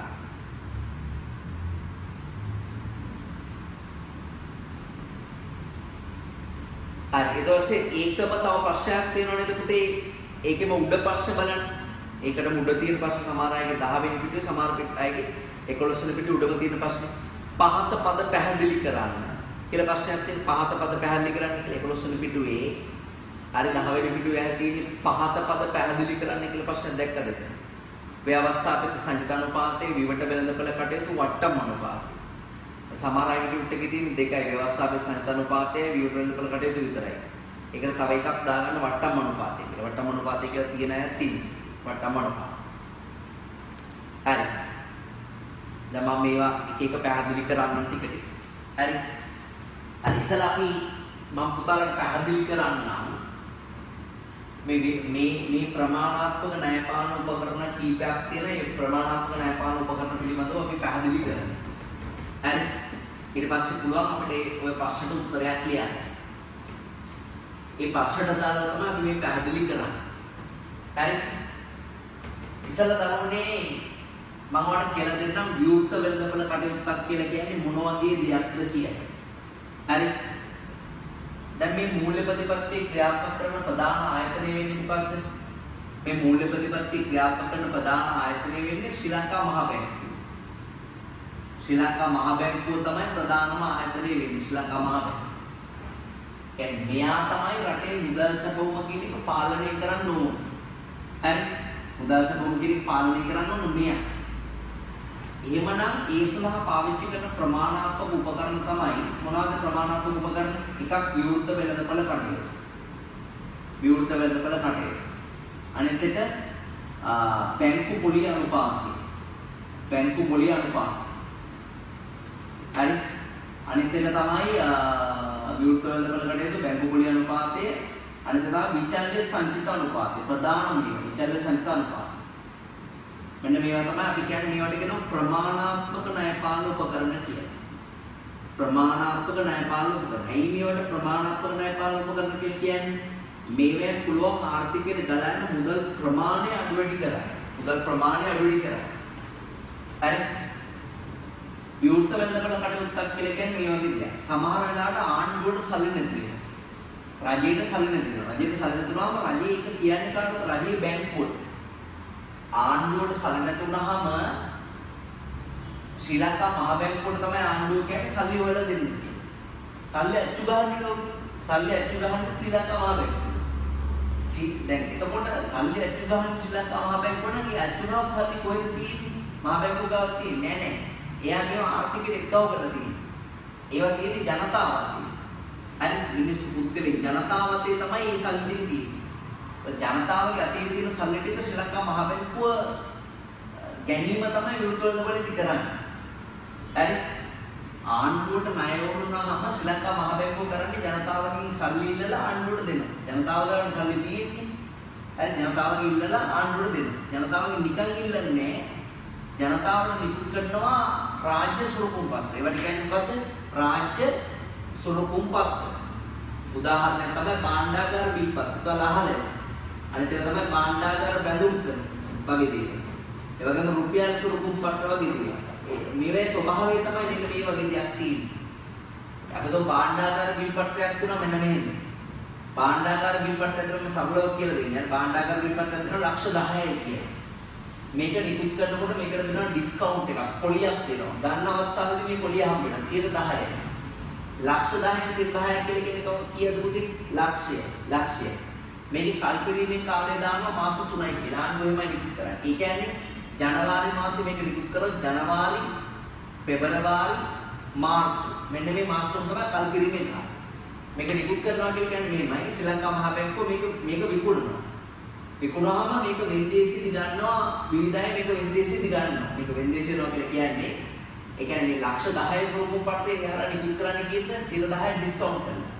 ලක්ෂ 10 සුරුකුම් පත්‍රයක 10% ඩිස්කවුන්ට් කරනවා කියන එක තේරුම් ගන්න ලක්ෂ 9ට තමයි මේක විකුණන්නේ. කැමති කෙනෙක් ගන්නවා මේක. අපි તો කවුරුද කෙනෙක් මේක ලක්ෂ 9යි 25කට ගන්නවා. මේක 9යි කියලා විකුණනවා මේක. විකුණාම 9යි 5000යි 9යි 10000යි 9යි 20000යි කියලා උන් වෙන්දේසියදී මිනිස්සු ඉල්ලනවා. මිනිස්සු කියන්නේ අපිට ඉල්ලන්න බෑ මේක ඉල්ලන්න පුළුවන් කට්ටිය ඉන්නවා ලියාගෙන චිත්ත කට්ටිය ඒගොල්ලෝ ඉල්ලනවා. අපි તો මේ සුරුකුම් පත්‍රේ 925කට අද වෙනවා. 925කට අද වෙනවා කියන එකේ තේරුම මොකක්ද? 925කට අද වෙනවා කියලා කියන්නේ ලක්ෂ 9.25000 ශ්‍රී ලංකා මහ බැංකුවට සල්ලි වලින් මේ අදාළ මුදල දෙනවා. දීලා මේ සුරුකුම් පත්‍රේ ගන්න. අරගෙන මෙයා ජනවාරි, පෙබරවාරි, මාර්තු වෙනකන් අතේ තියාගන්නවා මේ සුරුකුම්. ජනවාරි, පෙබරවාරි, මාර්තු වෙනකන් අතේ තියාගෙන මේ සුරුකුම් පත්‍රය ආපහු මහ බැංකුවට බාර දුන්නා. ආපහු මහ බැංකුවට බාර දුන්නා. මහ බැංකුව කිව්වේ මේකේ මූලතේ තියෙන ලක්ෂ 10 වැලියු එක දෙන්න. ලක්ෂ 10 වැලියු එක දෙන්න. පුතාට තේරෙනවද මං කියන්නේ? 925ක් ආයෝජනය කළා 9,25,000ක් ආයෝජනය කළා මාස 3ක් අතේ තියාගෙන මහ බැංකුවට දුන්නා. මහ බැංකුව අපිට කීයක් දෙනවද? ඒ ලක්ෂ 10ක්ම දෙනවා. මේ මූලතේ තියෙන අගය දෙනවා. ඒතර අපේ ලාභය කොච්චරද? මාස 3ක් අපි ආයෝජනය කරපු ලාභය තමයි රුපියල් 75000ක් අපිට ලාභ. ඒ කියන්නේ මෙන්න මේ ගණදනුව සිද්ධ වෙන වෙළඳපළට තමයි අපි කියන්නේ දරුවනේ විවෘත වෙළඳපළක් කියලා කියන්නේ. ඒ කියන්නේ විවෘත වෙළඳපළේ ගණන් දෙකයි තියෙන්නේ. මහ බැංකුව සුරුකුම් පත්‍ර විකිණීම කරනවා. මහ බැංකුව සුරුකුම් පත්‍ර ආපසු මිලදී ගැනීම කරනවා. කල්පිරුන ඒවා ආපසු මිලදී ගන්න. ආපසු සල්ලි දීලා ගන්න කල්පිරුණා. ඒ තමයි මම වලට අපි විස්තර කරන්නේ. විභාගෙදී නිකන් හරි යවුවොත් එම විවෘත වෙළඳපළක් කියන්නේ අදහස් වන්නේ කුමක්ද කියලා. විවෘත වෙළඳපළ යනු රජයේ මූල්‍ය අවශ්‍යතා සඳහා ශ්‍රී ලංකා මහ බැංකුව විසින් සුරුකුම් පත්‍ර විකිණීම සහ ඒවා කල්පිරුණු පසු ආපසු මිලදී ගන්න වෙළඳපළට අපි කියනවා මොකක්ද? විවෘත වෙළඳපළක් කියලා. අපි බලමු මේක ඉෆෙක්ට් එක කොයි වගේද ආර්ථිකයට දැනෙන්නේ. හරි මේ සුරුකුම් පත්‍ර නිකුත් කරාම ආර්ථිකයට කොහොමද ඒක දැනෙන්නේ කියලා බලමු තමයි. හරි ඔයා හිතන්න මේ යම් අවස්ථාවකදී ශ්‍රී ලංකා මහ බැංකුව මොකද කරන්නේ? යම් අවස්ථාවකදී ශ්‍රී ලංකා මහ බැංකුව මොකද කරන්නේ? රුපියල් බිලියන 10000ක ලොකු මුදල. රුපියල් බිලියන 10000ක සුරුකුප්පට්ට මාකට් එකට දානවා. මෙහෙට දානවා. මිනිස්සුගේ පැත්තට දානවා. දැම්මාම ජනතාව සහ වාණිජ්‍ය බැංකුව මොකද කරන්නේ? මේ ළමයිනේ රාජ්‍ය සුරුකුප්පට්ට වල ආයෝජනය කිරීම සෑම අතින්ම අනිවාර්යම හොඳයි. රාජ්‍ය සුරුකුප්පට්ට දැන් මිනිහෙක් ගාව සල්ලි තියෙනවා නම් ඒ මිනිහගේ සල්ලි දාන්න ඕන තමයි බැංකු පොතක නෙමෙයි. ඊටත් වඩා වැඩිපුර ලැබෙන ඉතාම සුරක්ෂිත මාර්ග තියෙනවා. බැංකුව මංකොලොත් වෙන්නේ නැහැ. ඒ සල්ලි ටික අපිට හම්බ වෙන මොකද අඩු පොලියක් නම් මේ වැඩි පොලියකට ඉහළ සුරක්ෂිතතාවයෙන් යුක්තව ආයෝජනය කරන්න පුළුවන් තරම් තමයි රජයේ විසින් නිකුත් කරන රාජ්‍ය සුරකුප්පට්ට. මේ කල්පනාවේ ජනතාව ඉන්නේ රජයේ බිලියන 10000ක සුරකුප්පට්ට වෙළඳපොළ නිකුත් කරනකොට කනකු ගම මිනිස්සු ගන්න මිලදී ගැනීම කරනවා. මිනිස්සු ගන්න මිලදී ගැනීම කරනවා. හරි. එහෙම මිලදී නැත්නම් ඔයාට නිකන් කල්පනා වෙන්නේ නැද්ද රටේ මුදල්සප උඩ මොකද්ද වෙන්නේ කියලා? රටේ මුදල්සප උඩ මොකද්ද වෙන්නේ? මුදල්සපම අඩු වෙනවා. රටේ මුදල්සපම කියලා කියන්නේ ජනතාව ගාව තියෙන මුදල් තමයි රටේ මුදල්සපම කියන්නේ. ජනතාව යම් අවස්ථාවක ජනතාව සිදු මුදල් තමයි මුදල්සපම කියන්නේ. රුපියල් බිලියන 10000ක සුරුකුම්පට්ට ජනතාව ගන්නවා කියන්නේ බිලියන 10000 කොට දෙන්නේ මහ බැංකුව පැත්තට යනවා. මේගොල්ලන් මොකද වෙන්නේ? මේගොල්ලන්ගේ ක්‍රය ශක්තිය කියන එක දරුවනේ අඩු වෙනවා. ක්‍රය ශක්තිය අඩු වෙනවා. ඒ වගේම භාණ්ඩ හා සේවා වලට මේගොල්ලෝ කරන ඉල්ලුමක් වෙනවා අඩු වෙනවා. ඉල්ලුම අඩු වෙනවා කියලා කියන්නේ භාණ්ඩ වල මිලමක් වෙනවා අඩු වෙනවා. ඒ කියන්නේ තල වශයෙන් අපිට කියන්න පුළුවන් උද්දමනය කියන එකමක් වෙනවා පාලනය වෙනවා. වා හොඳට මතක තියාගන්න. රටක උද්දමනයක් ඇති වෙන්නේ මිනිස්සුන්ගේ අතේ සල්ලි වැඩි වුණා. මිනිස්සුන්ගේ අතේ සල්ලි වැඩි වුණාම තමයි රටක උද්දමනය කියන එක ඇති වෙන්නේ. එහෙනම් මහ බැංකුවට ඕන නම් උද්දමනය කියන එක පාලනය කරන්න මහ බැංකුවට ඕන නම් උද්දමනය කියන එක පාලනය කරන්න ජනතාවගේ තියෙන සල්ලි ඔක්කොම මහ බැංකුව පැත්තට ඇදගන්න ජනතාවගේ සල්ලි මහ බැංකුව පැත්තට ඇදගන්න මහ බැංකුව පැත්තට මේම පාරේ මිනිස්සු යනකොට මහ බැංකුවල දාලා පොළු වලින් දාලා දීපියෝ සල්ලි කියලා ඇදගන්න බෑ කඩි සල්ලි කියලා පර්ස් එකට සල්ලි ගන්න එහෙනම් මහ බැංකුව කියන්නේ මංකොල්ල කාර්යය ඒ සල්ලි ටික ඇදගන්න යා උපාය මාර්ග පාවිච්චි කරනවා. දැන් කෙල්ලෙක් කොල්ලෙක්ව තමන්ගේ පැත්තට ඇදගන්න එක්ක කොටට අදිනවා. සෙට් ගහනවා. නැත්තම් ඇස්කොලින් බලනවා. hina වෙනවා. ටිකක් නලවල පද්දල යනවා. එහෙම කොල්ලෝ ඇද නිකන් මේ රිටක් වගේ කියන්නේ එහෙම කවුරුත් බලන්නේ නැහැ. නිකන් උදේ නැගිට පිටින් නයිටි පිටි පන්ති. කවුරුත් බලන්නේ. වැඩිපුර බලලා නේද? නයිටි පිටිනේ. ඒ වගේ මහ බැංකුව තමන් ගාවට මේ සල්ලි ටික ඇදගන්න විවිධ උපාය මාර්ග පාවිච්චි කරනවා. ඒ එක උපාය මාර්ගයක් තමයි විවෘත වෙන මේ සුරුකුප්පට්ට විකුණනවා කියන්නේ. හරි. ඉතින් අනිත් එක තමයි මහ බැංකුවට දැන් මහ බැංකුව මේ සුරුකුප්පට්ට විකුණන්නේ මාස 3කින් ආයෙ සල්ලි දෙන්නම් කියලානේ. භාණ්ඩාගාර බිල්පටයක් සාමාන්‍යයෙන් මාස 3 6 9න් කල් කරනවා. මාස 3න් හරි 6න් හරි 9න් හරි ජනතාවට සල්ලි දෙන්නම් කියලා තමයි මේවා ගන්නෙ.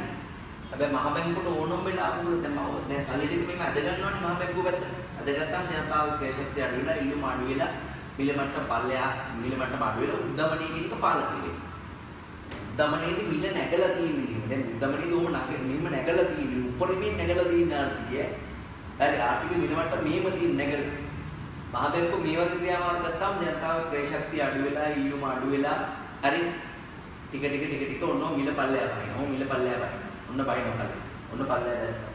තව බහිනවා පල්ලෙහා. තව බහිනවා පල්ලෙහා. හොඳටම පල්ලෙහාට බහිනවා. හොඳටම බහිනවා.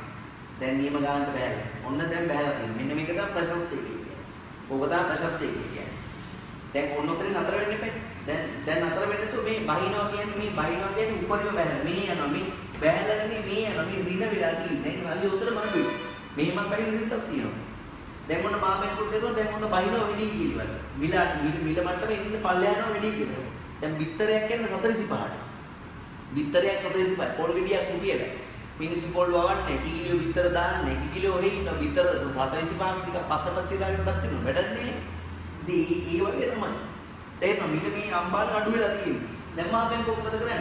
මහ බැංකුව අර සුරුකුම්පට්ටු ටික කිව්වනේ මාස 3කින් විතර අපි සල්ලි වල නිදහස් කරනවා කියලා. මාස 3ක් ඉන්නේ දැන් ඊට කලින්ම සල්ලි වල නිදහස් කරන්න පටන් ගන්නවා. මහ බැංකුව එතකොට ජනතාවට ආපහු සල්ලි දෙනවා.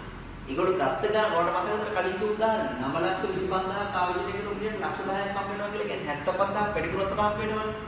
ඒතර මහ බැංකුව සුරුකුම්පට්ටු මක් කරනවා නිදහස් කරනවා. නිදහස් කරනවා නැත්නම් අපි කියන එකට මේ සුරුකුම්පට්ටු වල සල්ලි කරලා නිදහස් කරනවා. හරි? ඒතර නැත්නම් ආපසු ගන්නවා කියලා කියන්නේ. දැන් මෙතනදී දැන් මහ බැංකුව පළවෙනි වතාවේදී මහ බැංකුව කරන්නේ සුළු කුප්පට්ටු විකිණීම කරනවා. ජනතාවට විකුණනවා. ජනතාවට විකුණනකොට ජනතාවගේ සල්ලි මහ බැංකුව පැත්තට එනවා. හරි ජනතාවගේ සල්ලි මහ බැංකුව පැත්තට එනවා. ඒතර ආර්ථික මුදල්සපුව මාරු වෙනවා. ඊට පස්සේ කල් පිරුණාට පස්සේ මහ බැංකුව මොකද කරන්නේ? මේ ජනතාව ගාව දෙන සුළු කුප්පට්ටු ආපහු මිලදී ගන්නවා වැඩිපුරත් සල්ලි කරනවා. වැඩිපුරත් සල්ලි කරනවා. ඒතර ආර්ථික මුදල්සපුව මඩකිනවා.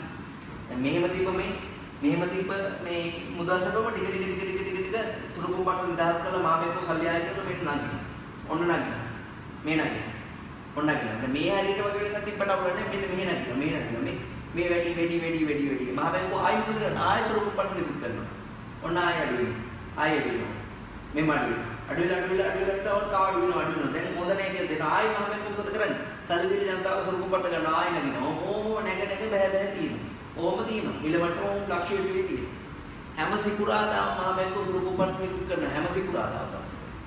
ඒ වගේම සෑම දිනයකදීම කල්පිට සුළු කුප්පට්ටු වල සල්ලි කියනවා. ඒ කියන්නේ ගියවනවා සල්ලි ආර්ථික සල්ලි ඇදලා ගන්නවා ආර්ථික සල්ලි දානවා. ඇදලා ගන්නවා සල්ලි දානවා. ඇදලා ගන්නවා සල්ලි දානවා. ඒ කියන්නේ ආර්ථිකයේ මුදල් සැපුම ඇඩ්ජස්ට් කරන්න පාවිච්චි කරන්න පුළුවන් උපකරණයක් තමයි මොකක්ද? විවෘත වෙලදපල කටයුතු කියලා කියන්නේ. ඔයාලට තේරෙනවද? පැහැදිලි කිරීම ඉතාම ගැඹුරුයි මේ. ඉතාම හරි. right. ඒක තමයි විවෘත වෙලදපල කටයුත්තක් කියලා කියන්නේ. පුතත් දැන් තේරුණා නේද? ඒ වගේ හරිද? ඊට අමතරව අපිට මේ ප්‍රශ්නය අහනවා එකක් විවෘත වෙලදපල කටයුතු ගැන. අනිත් එක තව අපෙන් අහනවා මොකද ව්‍යවස්ථාපිත සංචිත අනුපාතය කියලා කියන්නේ මොකක්ද කියන්නේ? ව්‍යවස්ථාපිත සංචිත අනුපාතය කියලා කියන්නේ මොකක්ද කියලා අහනවා. ව්‍යවස්ථාපිත සංචිත අනුපාතය. දරුවනේ ව්‍යවස්ථාපිත සංචිත අනුපාතය කියලා කියන්නේ මේ වගේ දෙයක්. මේ තියෙන ශ්‍රී ලංකා මහා බැංකුව. මේ තියෙන ශ්‍රී ලංකා මහා බැංකුව තමයි මේ තියෙන්නේ. ශ්‍රී ලංකා මහා බැංකුව. හරි. මේ තියෙන වාණිජ්‍ය බැංකුව. මේ තියෙන වාණිජ්‍ය බැංකුව. මේ ඉන්නේ මිනිස්සු. මේ ඉන්නේ ජනතාව. ජනතාව හෙළුවේ නා කල්සම්පුත්තන් රයිට්. ඔන්න ජනතාව. මිනිහෙක් දීලා රුපියල් 100ක් දානවා වාණිජ්‍ය බැංකුවට. මිනිහෙක් දීලා රුපියල් 100ක් දානවා වාණිජ්‍ය බැංකුවට. හරි. මිනිහෙක් දීලා රුපියල් 100ක් දැම්මා වාණිජ්‍ය බැංකුවක වාණිජ්‍ය බැංකුවක් මොකද කරන්නේ? මේ මිනිහාගේ තැන්පතු විදියට ගන්න මුදල් තව මිනිහෙක්ට මක් කරනවා ණය විදියට මුදල් හරිනවා. මේ 100 ජනතාවට ණය විදියට මුදල් මේ ගන්නවා මේ දෙනවා. ඒ කියන්නේ වාණිජ්‍ය බැංකුවක් කරන්නේ money buying and money lending කරන්නේ. මුදල් මිලදී ගන්නවා මුදල් විකුණනවා. මුදල් විකිණීම තමයි ඒගොල්ලන්ගේ රස්සාව වෙන්නේ. මුදල් මිලදී ගන්නවා මුදල් විකුණනවා. තැන්පත් කරන එකට පොලිය වාණිජ්‍ය බැංකුවෙන් දෙනවා. ණය ගන්න එකට පොලිය වාණිජ්‍ය බැංකුව ගන්නවා. ඒක ඔයා දන්නවනේ. ණය ගන්නකොට 15ක් විතර අරගෙන තැන්පත් කරන එකට 5ක් විතර දෙනවා. ඉතුරු 10 මහා බැංකුව මේ වාණිජ්‍ය බැංකුව ෆොර්බිට්. හැබැයි මහා බැංකුව නීතියක් දාලා දෙනවා. මේ නීතිය තමයි ව්‍යවස්ථාපිත සංචිත අනුපාතය පවත්වාගෙන යන්නේ. මොකද ව්‍යවස්ථාපිත සංචිත අනුපාතය කියන්නේ? හැම වාණිජ්‍ය බැංකුවක්ම ඒගොල්ලන්ගේ නමින් විනුමක් කරලා තියෙනවනේ කොහෙද? මහා බැංකුව ඇතුලේ. අපි හිතමු මේ තියෙන්නේ හැඩ නැෂනල් බැංකුව. හැඩ නැෂනල් බැංකුව.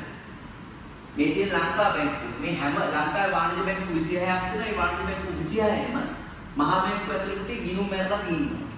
ගිණුම් මැරලා තියෙනවා. ඒතර මහා බැංකුව නීතියක් දාලා දෙනවා හැම වාණිජ්‍ය බැංකුවක්ම Tamanට එන හැම තැන්පතුවකින්ම යම්කිසි මුදල් ප්‍රමාණයක් මහා බැංකුවට දෙන්න ඕන. ඒක මහා බැංකුවට නෙමෙයි මහා බැංකුව තුල තියෙන Tamanගේ නමින් තියෙන ජංගම ගිණුමේ තැන්පත් කරන්න ඕන. අන්නේ තැන්පත් කරන්න ඕන අනුපාතය තමයි ව්‍යවස්ථාපිත සංචිත අනුපාතය කියලා කියන්නේ. අපි දැනට 10ක් දාලා දෙනවා කියලා දන්නවද?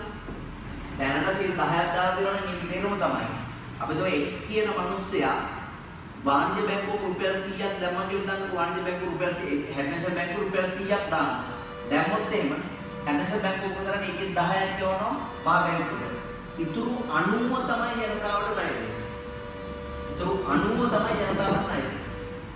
හරි. ඔන්න ඔය මේ දාන්න ඕන 10ට තමයි ව්‍යවස්ථාපිත සංචිත අනුපාතය කියලා කියන්නේ. ව්‍යවස්ථාපිත සංචිත අනුපාතය. ඔයා නිකන් හිතන්නකො රටේ මේ දවස්වල ඔයා කල්පනා කරලා කියන්න පුළුවන් මට රටේ උද්දමනයක් තියෙනවා. අපේ රටේ උද්දමනයක් තියෙනවා. අපේ රටේ උද්දමනයක් තියෙනවා කියන එකේ තේරුම මොකක්ද? මිනිස්සුන්ට සල්ලි වැඩි. මිනිස්සු වැඩිපුර වේදන් කරනවා. ඒකයි බාණ්ඩවල මෙන්න වැඩි කියලා තියෙන්නේ. මහා බැංකුවට ඕනේ මේ සල්ලි ටික මේ වාණිජ්‍ය බැංකුව සහ මිනිස්සු අතර තියෙන සල්ලි ටික ඇද ගන්න ඕන මහා බැංකුව පැත්තට. මේ සල්ලි අඩු කරන්නයි ඕනේ. එහෙනම් යා මොකද්ද කරන්න ඕනේ? මේ ව්‍යවස්ථාපිත සංචිත අනුපාතය මොකද්ද කරන්න ඕනේ? ව්‍යවස්ථාපිත සංචිත අනුපාතය මක් කරන්න ඕනේ. මේක 10 තියෙන එක පුතා එකපාරට මක් කරනවා. එයා 20 කරන එක රැයි 20 කරනවා. එහෙනම් 100ක් දැම්මම ඉස්සර 10 එකේ දැන් යනවා 20ක් කෙලින් වෙනවා. 20ක් කෙලින් වෙනවා. ඉස්සර 90ක් අපිට ණය ආපේ. දැන් එන්නේ කීයද? 100න් 80යි අපිට ණය. රුපියල් 10ක් අඩුයි 100ට 10ක් අඩුයි. 1000ට 100. 10000ට ලක්ෂය. මේ 10000ට නේද? 1000. ඔමොම ලොකු මුදලක් අනිවාර්යෙන් ආර්ථිකයට ගලා යන්න අඩුයි. දැන් මහ බැංකුවට ඕන නම් රටේ උද්දමනයේ පාලනය කරන්න සල්ලි ටික ඇද ගන්න මහ බැංකුව පැත්තට මෙන්න මේ විචල්්‍ය සංචිත අනුපාතය මක් කරන්න ඕන? වැඩි කරන්න. දැන් විචල්්‍ය සංචිත අනුපාතය වැඩි කරාම මේක වැඩි වෙලා තිබ්බ මිල මට්ටම මොම පල්ලෙහාට යනවා. මේ පල්ලෙහාට. මොම යනවා පල්ලෙහාට. තවත් යනවා පල්ලෙහාට. පල්ලෙහාට ගියොත් ඔන්න ප්‍රශස්ත හරියට එනවා. හැබැයි දැන් ප්‍රශස්තයත් ඉක්මනට තවත් යනවා පල්ලෙහාට. ඒ කියන්නේ අවදමනය. බාබෙන්ක මොකක් කරනවා? ටක්කල් විචල්්‍ය සංචිත අනුපාතය අඩු කරලා ජනතාවගේ අතේ මුදල් නැදෙන්නේ නැහැ. මේ 20 තියෙන එක අපි තමක් කරනවා 10 කරනවා. එතකොට 80 ගිහින් ආයෙත් 90ක් වෙනවා. අපේ අතර වැඩිපුර සල්ලිය. ඒතර මිනිස්සුගේ ක්‍රය ශක්තිය ආයෙ වැඩි වෙලා ඉල්ලුම වැඩි වෙලා භාණ්ඩ හාසය මිල මට්ටම ආයෙමක් කරලා ප්‍රශස්ත මට්ටමට නැගිනවා. ඉතින් ඔයාලට පේනවනේ මිල මට්ටම අඩු හෝ වැඩි කරන්න. රටේ මුදල් සැපයුම අඩු හෝ වැඩි කරන්න. රටේ තියෙන මුදල් මහ බැංකුවට මහ බැංකුව පැත්තට ඇදලා ගන්න හෝ රිලීස් කරන්න පාවිච්චි කරන්න පුළුවන් එක උපකරණයක් තමයි මොකද උදා. ව්‍යවස්ථාපිත සංචිත අනුපාතය කියලා කියන්නේ. හරි. ඒ වගේම පුතාලා දැන් පුතාලා ඉගෙන අවබෝධයක් ඇතිනේ දැන් එහෙනම්. ඒ වගේම තව පුතාලා දැනගත යුතුම කාරණයක් තමයි ඒ වගේම මේ බැංකු පොලි අනුපාතකය පිළිබඳව දැනගන්න ඕනේ. බැංකු පොලි අනුපාතකය. ඒක ආර්ථිකීය මුදල් සැපවම පාලනය කරන්න පාවිච්චි කරන ප්‍රමාණාත්මක ණයපාල උපකරණයක්. බැංකු පොලි අනුපාතය. මොකක්ද බැංකු පොලි අනුපාතය කියලා කියන්නේ? මේ තියෙන මහා බැංකුව. මේ තියෙන මහා බැංකුව. මේ තියෙන වාණිජ බැංකුව. මේ තියෙන වාණිජ බැංකුව. මේ ඉන්නේ ජනතාව. මේ ඉන්නේ ජනතාව. දැන් සමහර වෙලාවට පුතේ සමහර වෙලාවට මේ ජනතාව දාන්න තැන්පතු පාවිච්චි කළාම නෙවෙයි වාණිජ බැංකුව ජනතාවට සල්ලි දෙන්නේ. දැන් මම වාට කිව්වනේ මිනිහෙක් රුපියල් 100ක් දැම්මොත් වාණිජ බැංකුවක ඒ වාණිජ බැංකුව තව මිනිහෙක්ට රුපියල් 100ක් කරනවාද? 100න් 90ක් විතර ණය දෙනවා. උතුරු 10 මහා බැංකුවට යවනවා. ඒ කියන්නේ වාණිජ බැංකුවට සල්ලි මිනිස්සුන්ට ණය දෙන්න අවශ්‍ය කරන සල්ලි වාණිජ බැංකුවට හම්බෙන්නේ කොහෙන්ද? තවත් මිනිස්සුන්ගෙන්. තැන්පතු විදියට බාර ගන්න දේවල් තමයි මිනිස්සුන්ට ණය විදියට දෙන්නේ. හැබැයි දැන් ඔයා හිතන්න තැන්පතු විදියට දාන මුදල් වලට වඩා වැඩි මුදල් ප්‍රමාණයක් මිනිස්සු ණය විදියට දෙන්න සමහරවිට. ඒතර වාණිජ බැංකුවට සල්ලි නැහැ මේ මිනිස්සුන්ට ණය දෙන්නේ. නේ දැන් මිනිහ ඒ කියන්නේ කොහෙද මේ සල්ලි එන්නේ? සල්ලි එන මූලාශ්‍ර දෙකක් තියෙනවා. එකක් තමයි ජනතාවගේ සල්ලි ජනතාවටම ණයට දෙනවා. සමහරට මහ බැංකුවෙන් ණය ගන්නවා. වාණිජ බැංකුව මහ බැංකුවෙන් ෆන්ඩ්ස් ගන්නවා. හරි? මුදල් ගන්නවා. අරගෙන ජනතාවට ණය විදියට දෙනවා. ඒතර මහ බැංකුව වාණිජ බැංකුවට නිකන් ණය දෙන්නේ නැහැ. ඒ ණය දෙනකොට අය කරනවා පොලි අනුපාතය. ඉන්නේ පොලි අනුපාතය අපි කියනවා මොකද්ද? බැංකු පොලි අනුපාතය කියලා කියනවා. අපි තුමු 10%යි දැන් තියෙන බැංකු පොලි අනුපාතය. 10%ට ණය අරගෙන වාණිජ බැංකුවක් තව ප්‍රොෆිට් එකකුත් තියාගෙන 15% ගන්න මිනිස්සුන්ට නිවාස ණය දෙනවා ඒ සල්ලි වලින්. 15% ලාභයක් තියාගෙන. මේ money buying and money selling කරා. වාණිජ බැංකුවක් ඒ වගේ වැඩ තමයි කරන්නේ. ඒතකොට මහ බැංකුව දැන් ඔයා හිතන්නකො මේ ආර්ථිකයේ මේ වෙලාවේ රටේ මේ වෙලාවේ උද්දමනයක් තියෙන මිල මට්ටම හොඳටම වැඩි. ජනතාව තමන්ගේ අතේ තියෙන සල්ලි පිස්සුවෙන් වගේ වේදම් කරන හැම බාණ්ඩ එකම මිල වැඩි වෙලා තියෙනවා. හැම එකම මිල වැඩි වෙලා තියෙනවා.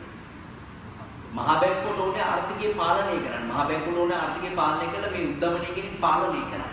එහෙනම් මහ බැංකුව මොකද කරන්නේ? හරි? මහ බැංකුව මේ බැංකු පොලි අනුපාතය පාවිච්චි කරලා කොහොමද මේ මුදල් සපුවම කියන එක අඩු කරන්නේ? මහ බැංකුව බැංකු පොලි අනුපාතය වැඩි කරනවා. මේ 10 තියෙන එක මේ බැංකු පොලි අනුපාතය 10 තියෙන එක මම කරනවා එකපාරට 15 කරනවා. 10 තියෙන එක 15 කරනවා. 10 තියෙන එක 15 කරොත් මොකද වෙන්නේ? දැන් හැමදේශෙම වාණිජ බැංකුවක් 5% ලාභයක් තියාගෙන අපි දන්නවා. ඒතර ඒගොල්ලෝ 15 ගන්න ජනතාවට ණය දෙන්නේ 20 ගන්න තමයි දෙන්නේ. මොකද ඒගොල්ලෝ 15 ගන්න අරගෙන අපිට 15 ගන්න දෙන්නේ නැහැ. ඒගොල්ලෝ 5 ලාභ තියාගෙන 20 ගන්න තමයි දෙන්නේ. ඉතින් 15ට ණය ගත්ත මිනිස්සුන්ට ඒ ණය දැන් එන්නේ 20ට නම් ඒ මිනිස්සු ගන්න ණය ප්‍රමාණය මක් කරනවද? අඩු කරනවද වැඩි කරනවද? අඩු කරනවා. මොකද ලක්ෂ 50ක් ගන්න හිතාගෙන ඉන්න මිනිහෙක් ඉන්නවා 115 ගන්න පොලියට. එයා කලින් GST අහලා ගියාම 115යි. ලක්ෂ 50. හැබැයි අද දවසේ බැංකුවට ආවම ඒක 120ක් වෙලා. ඒතකොට 105ක් කියලා කියන්නේ ලොකු ප්‍රතිශතයක්. එයා ලොකු පොලියක් ගෙවන්න ඕනේ. ඒතර එයා කියන නෝනා මට ණය එපා මම නිකන් ඉන්න තියෙන විදිහට කරන්න. මොකද මේ ගානට ණය අරගෙන අපිට ගෙවන්න බෑ කියලා. පර්තේන මිනිස්සුගේ මුදල් ඉල්ලුම කියන එක තරුණේ අඩු වෙනවා. මේ පොලි අනුපාතය වැඩි කරනවා. හරි අර මේ නැගලා තියෙන උද්දමනය කියන එක ටික පල්ලෙහාට යනවා. ඕම් පල්ලෙහාට. මේ පල්ලෙහාට. ඕම් පල්ලෙහාට. ඕම යන පල්ලෙහාට. දැන් ඕනකට වැඩි. දැන් පල්ලෙහාට ඉඳලා මෙන්න මෙහි යනවා. ඒ කියන්නේ සල්ලි නැහැ මිනිස්සුන්ට. ප්‍රමාණයක් මොකද කරන්නේ? ටක් දාලා පොලි අනුපාතය අඩු කරනවා. අඩු කරලා මේ පොලි අනුපාතය අඩු කරාට පස්සේ මිනිස්සුන්ගේ අතර මුදල් ප්‍රමාණය වැඩි වෙනවා. ඇයි? මේ 115 දිනක එකපාරට මහබැංකුව 4ක් කරනවා. ඉන්නට අඩු කරනවා. 4ක් කරොත් මේ 20 දිනක මේ 5න් ලාභ දියාගන්නේ. 9ක් කරනවා මේ පොලි. 20 දිනක 9ට කරනවා කියලා කියන්නේ මිනිස්සු සල්ලි ගන්නවා, වාහන ගන්නවා, ගෙවල් හදනවා, ව්‍යාපාර දානවා, හැමදේම කරනවා මිනිස්සු. දැන් ඔයාලට පේනවනේ මේ දවස්වල කොයින් හැදිච්ච ඉඳලා කොයින් මිනිස්සුන්ට හැදිච්ච මේ ප්‍රශ්නයක් තියෙන ඉඳලා ආර්ථිකයේ මේ පොලි අනුපාතේ ගොඩාක් අඩු මට්ටමක තමයි තියෙන්නේ. 4% මට්ටමේ තමයි තියෙන්නේ. 4%, 2% ඒ වගේ මට්ටමේ තමයි තියෙන්නේ. මහා බැංකුවේ වාණිජ බැංකුවලට 2% ගන්න කරා වාණිජ බැංකුවේ 4% ගන්න කරා. මිනිස්සුන්ගේ සල්ලි අරගෙන වියදම් කරනවා. වියදම් කරනවා කියන්නේ ව්‍යාපාර වැටිච්ච ව්‍යාපාර නකාශ කරන්න උත්සාහ කරනවා මිනිස්සු. ඒක හොඳ කියන්නේ මේ වෙලාවේ මිනිස්සුන්ගේ අතේ සල්ලි නැහැ මිනිස්සුන්ට බිස්නස් කරගන්න බැරි වෙච්ච හින්දා ව්‍යාපාර ගොඩක් වැටිලා තියෙන්නේ. මේ සල්ලි ටික අතට ආවම ව්‍යාපාරය ආපහු තිබ්බ තත්ත්වෙට පණ ගහලා ගන්න පුළුවන්. හැබැයි දෙවෙනි රෙල්ලක් ආපු එක තමයි මිනිස්සුන්ට ලොකුම ප්‍රශ්නේ. නැත්තම් මේ දීප මුදල් ටිකේ අඩු පොලියට දුන්නාම මිනිස්සුන් මුදල් සපුවම වැඩි වෙලා පුතේ මිනිස්සුන්ට අර වැල්ලා තින් තත්ත්වෙන් කොටෙන්න පුළුවන්. ඉතින් ඔබට පැහැදිලිව පේනවා ඇති සමස්ත රටේම මුදල් ප්‍රමාණය අඩු වැඩි කරන්න. සමස්ත රටේම මුදල් ප්‍රමාණය අඩු වැඩි කරන්න පාවිච්චි කරන උපකරණ තමයි මේ අපි කතා කරන්නේ. මේ බැංකු පොලි අනුපාතය, විවට වෙළඳපොළ කටයුතු, ඊට පස්සේ තව මේ මොනවද ව්‍යවස්ථාපන සංකල්ප වගේ දේවල් යන්නේ වගේ දේවල්. ඔතන දෙන්නම කියන්නේ. රයිට්. හරිමනේ අපි ලියමු මේ ප්‍රශ්න උත්තරයක් ලියමු. මේ පැහැදිලි කිරීම පොඩ්ඩක් දීර්ඝයි. මොකද නැත්තම් එහෙම මෙහෙම පැහැදිලි කළා ඕන තේරෙන්නේ නැහැ නේ. තව ඔකේ නොතේරෙන තැන් අරගෙන තියනවා නම් මගෙන් අහන්න මම තව පැහැදිලි කරලා දෙන්න. හරි. එතකොට පුතාලාගේ පිටු අංක 10යි හෝ 11යි තියෙනවා ප්‍රශ්නයක් පහත පද පැහැදිලි කරන්න කියලා. එකක් ව්‍යවස්ථාපිත සංචිත අනුපාතය, අනිත් එක විවට වෙළඳපොළ කටයුතු, අනිත් එක තමයි වට්ටම් අනුපාතය. ඒකත් දියා ගන්නවා වට්ටම් අනුපාතය. හරි මෙහෙම ලියන්න. ඔයාලට ඕන නම් ABC කියලා දාගන්න අකුරු එතකොට ලේසි. A කියන්නේ ව්‍යවස්ථාපිත සංචිත අනුපාතය. මෙහෙම ලියන්න. මෙහෙම ලියන්න. සෑම වාණිජ බැංකුවක් විසින්ම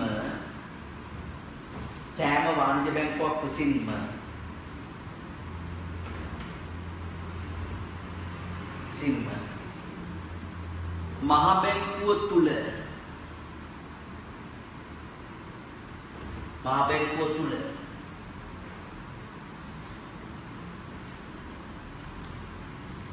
ගිණුමක් පවත්වා ගත යුතු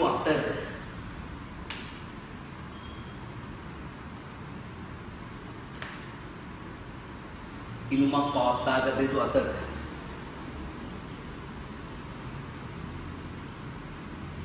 එහි රඳවාගත යුතු මුදල්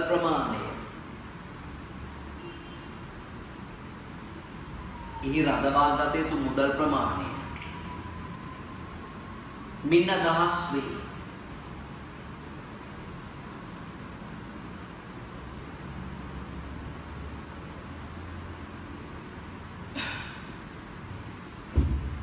මුදල් ප්‍රමාණය මින්න දහස් වේ.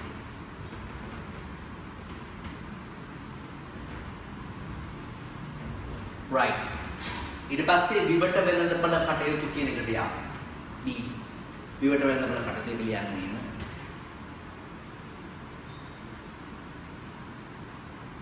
විවට වෙළඳපළ කටයුතු.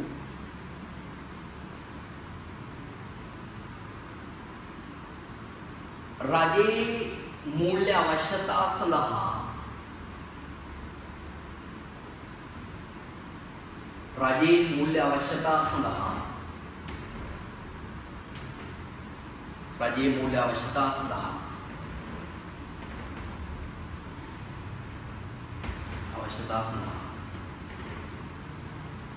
सुरकुम पात्र, सुरकुम पात्र, सुरकुम पात्र, विकिनीम सह, विकिनीम सह,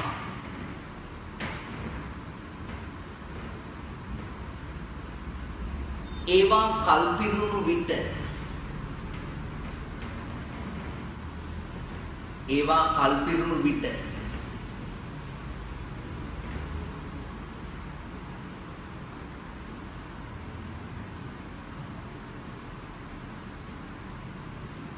ආපසු මිලදී ගැනීම සිදුවන වෙළඳපළයි. ඒවා කල්පිරුණු විට ආපසු මිලදී ගැනීම සිදුවන වෙළඳපළයි.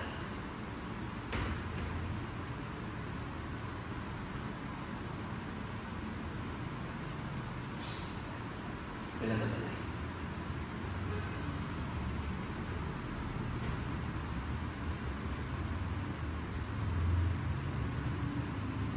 right. ඊට පස්සේ වට්ටම් අනුපාතය. ලියන්න මම පැහැදිලි කරලා දෙන්න. වට්ටම් අනුපාතය.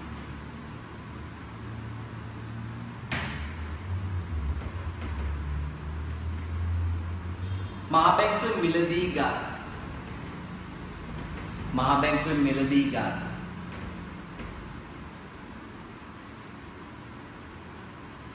සුරුකුම් පත්‍ර,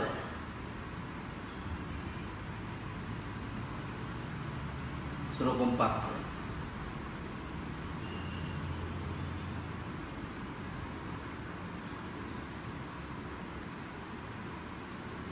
කල්පිරීමට ප්‍රථම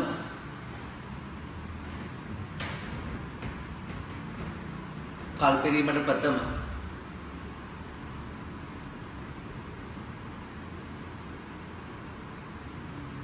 වාණිජ බැංකුව වෙත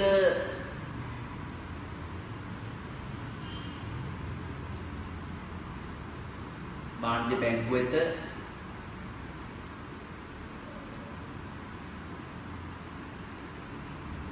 පැවරීමේදී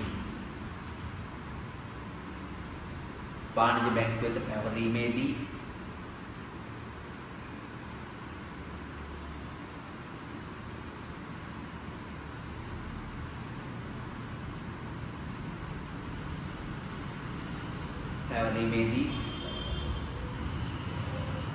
ලැබෙන වට්ටමයි.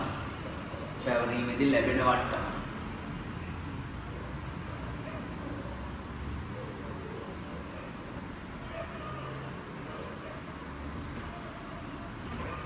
ලැබෙන වට්ටම. ඒ කියන්නේ මෙහෙමනේ පුතේ. දැන් අපි රජයෙන් භාණ්ඩාගාර බිල් පත්‍රයක් ගත්තා කියලා හිතන්නකෝ මාස 3කට. මාස 3ෙන් තමයි කල්පිරෙන්නේ. කියන්නේ ජනවාරි, පෙබරවාරි, මාර්තු තමයි කල්පිරෙන්නේ.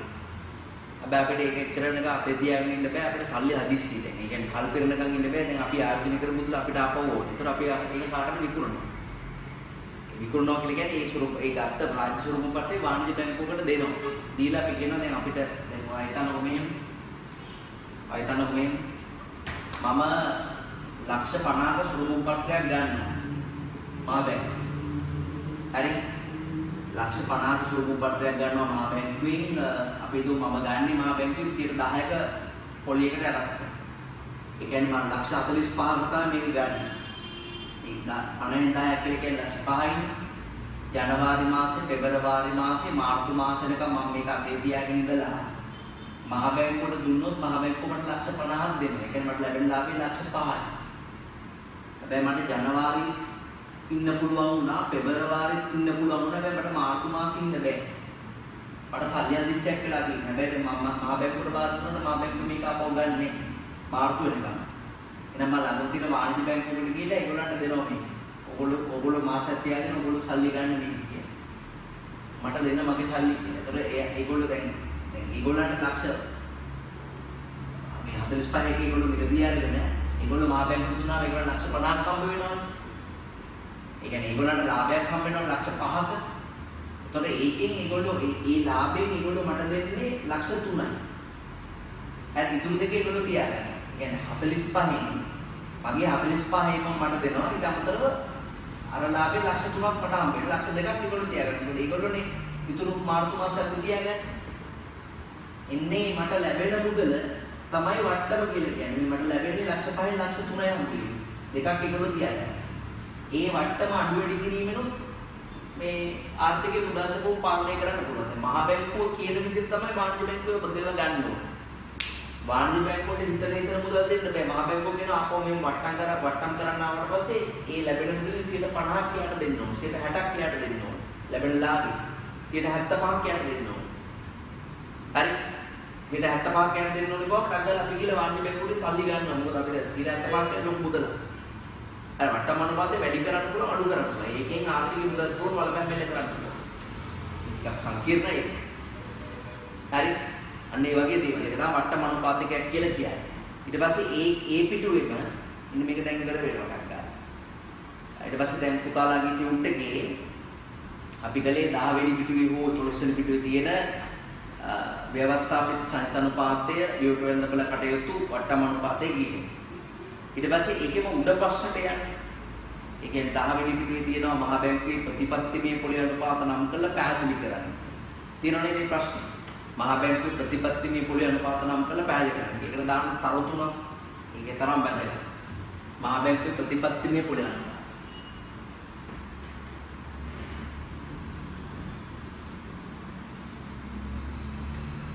මහා බැංකුවේ ප්‍රතිපත්තිමය පොලි අනුපාත නම් කරලා පැහැදිලි කරන්න.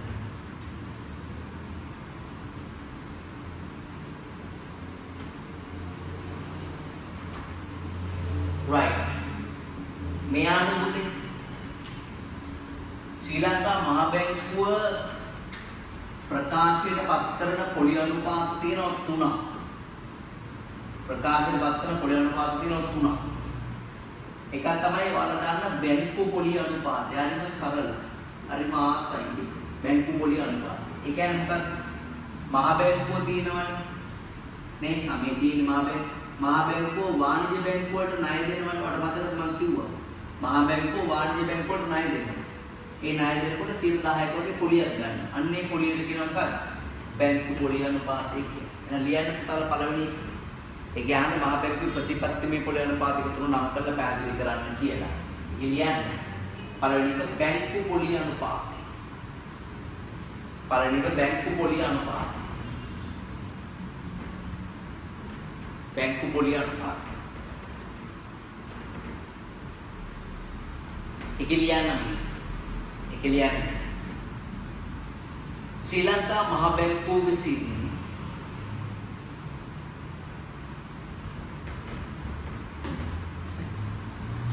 මහා බැංකුව විසින්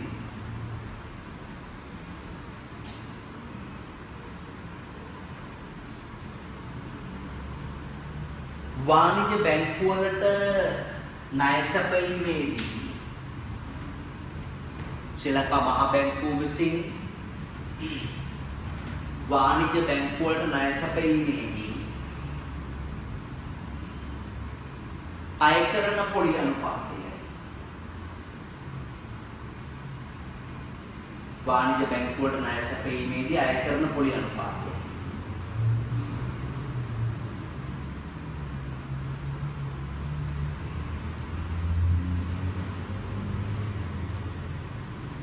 අය කරන පොලි අනුපාතය.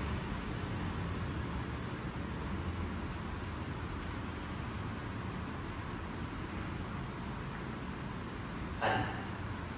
දෙවෙනි එක තමයි අංක 2 ලියන්න නිත්‍ය තැන්පතු සංචිත අනුපාතය. නිත්‍ය තැන්පතු සංචිත අනුපාතය. නිත්‍ය තැන්පතු සංචිත අනුපාතය.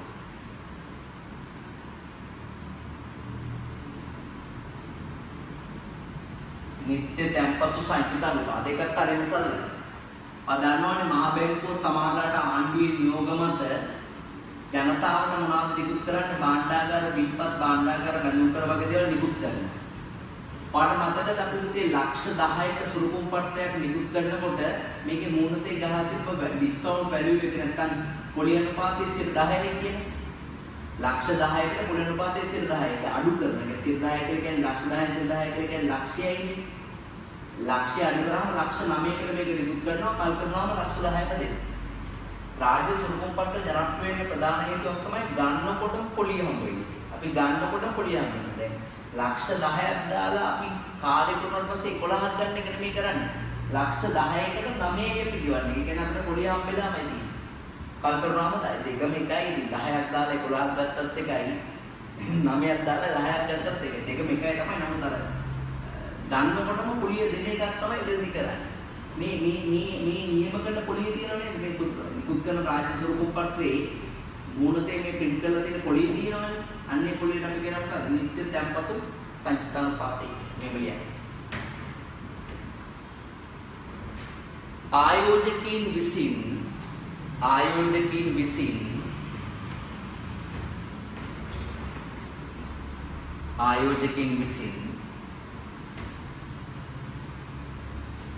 සිය අතිරික්ත අරමුදල්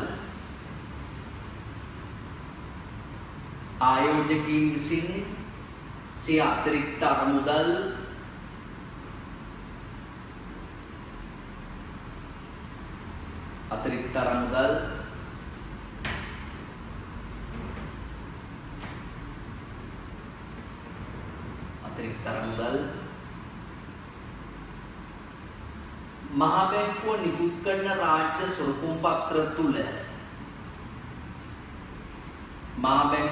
කරන රාජ්‍ය සුරුකුම් පත්‍ර තුල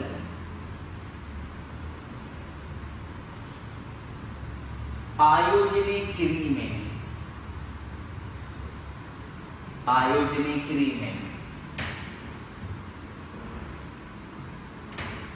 මහා බැංකුව නිකුත් කරන රාජ්‍ය සුරුකුම් පත්‍ර තුල ආයෝජනය කිරීමෙන්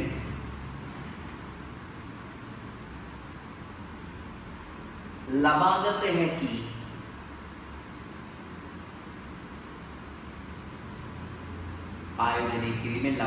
හැකි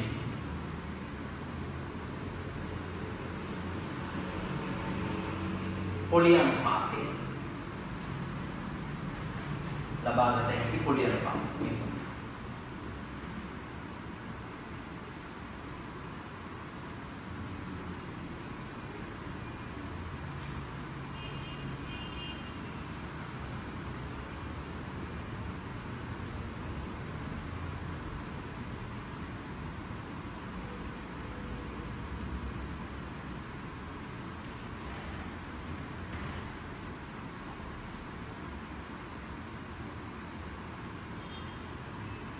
ආයෝජනය කරලා ලබාගත හැකි පොලියට.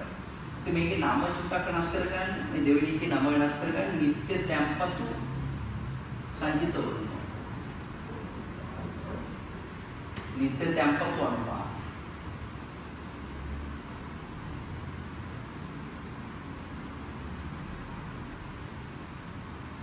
හරි.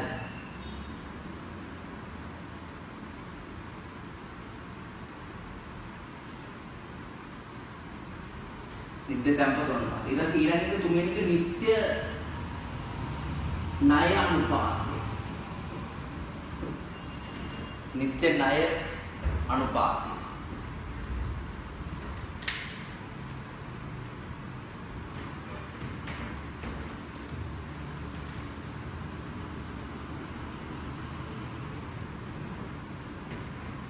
නිත්‍ය තැන්පතු අනුපාතය නැත්නම් නිත්‍ය ණය අනුපාතය.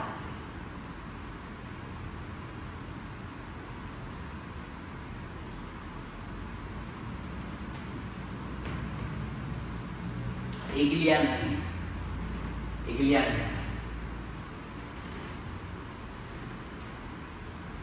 මහා බැංකුව විසින් නිකුත් කරන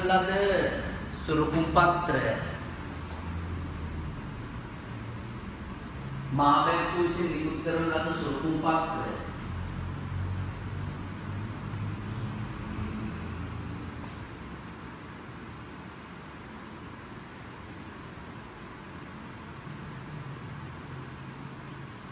සුරුකුම් පත්‍ර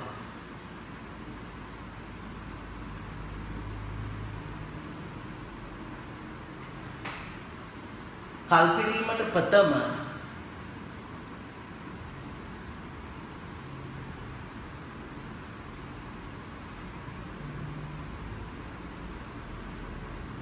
කල්පිරීමට ප්‍රථම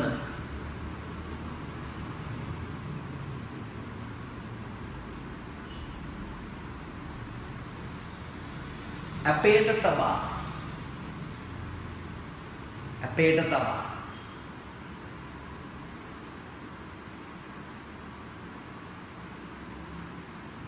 අපේට තබා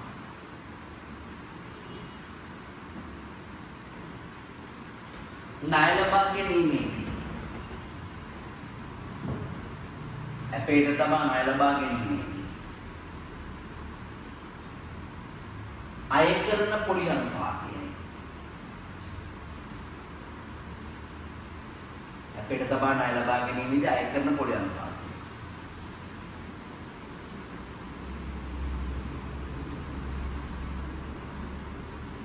පොලි අනුපාතය ඉතින් මම පැහැදිලි කරනවා මේකේ නම චුට්ටක් වෙනස් හදාගන්න.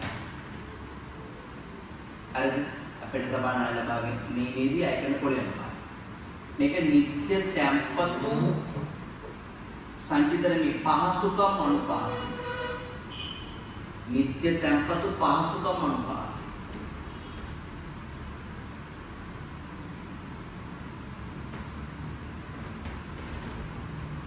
ඒක තියෙන්නේ මේ Standardized Deposit Facility Rate SDFR.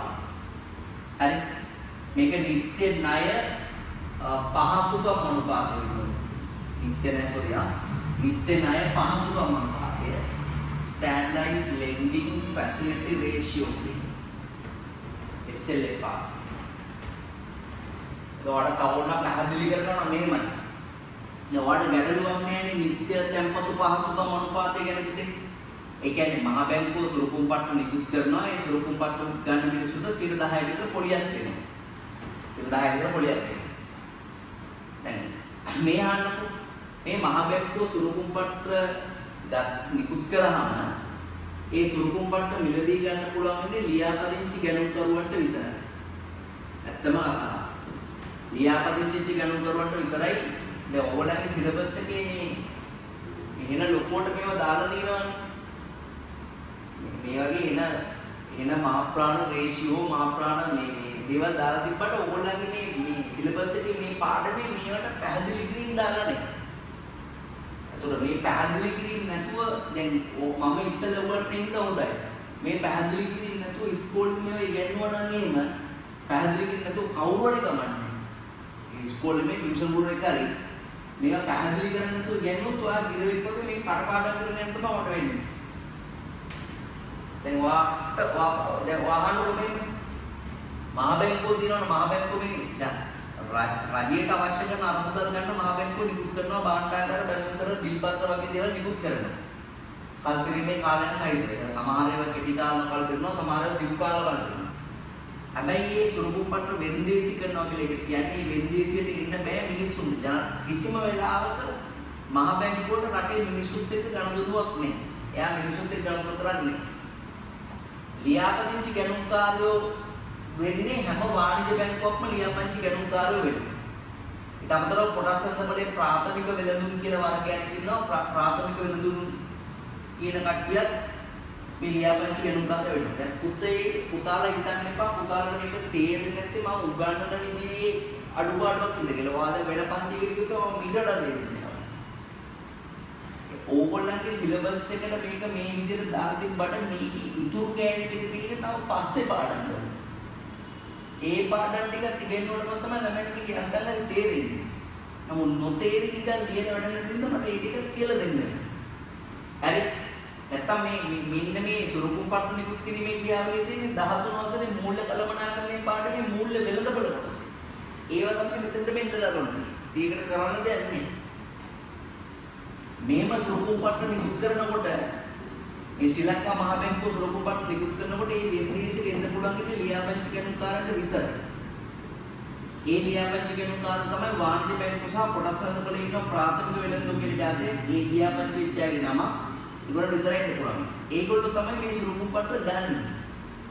දැන් ඔයා උදාහරණයක් විදිහට මේ හිතන්න ලක්ෂ 10ක සුරුකුම් පට්ටයක් ගන්නවා හැටි නැෂනල් බැංකුවේ. ඊකට ගන්න ලක්ෂ 9කට ගන්නවා.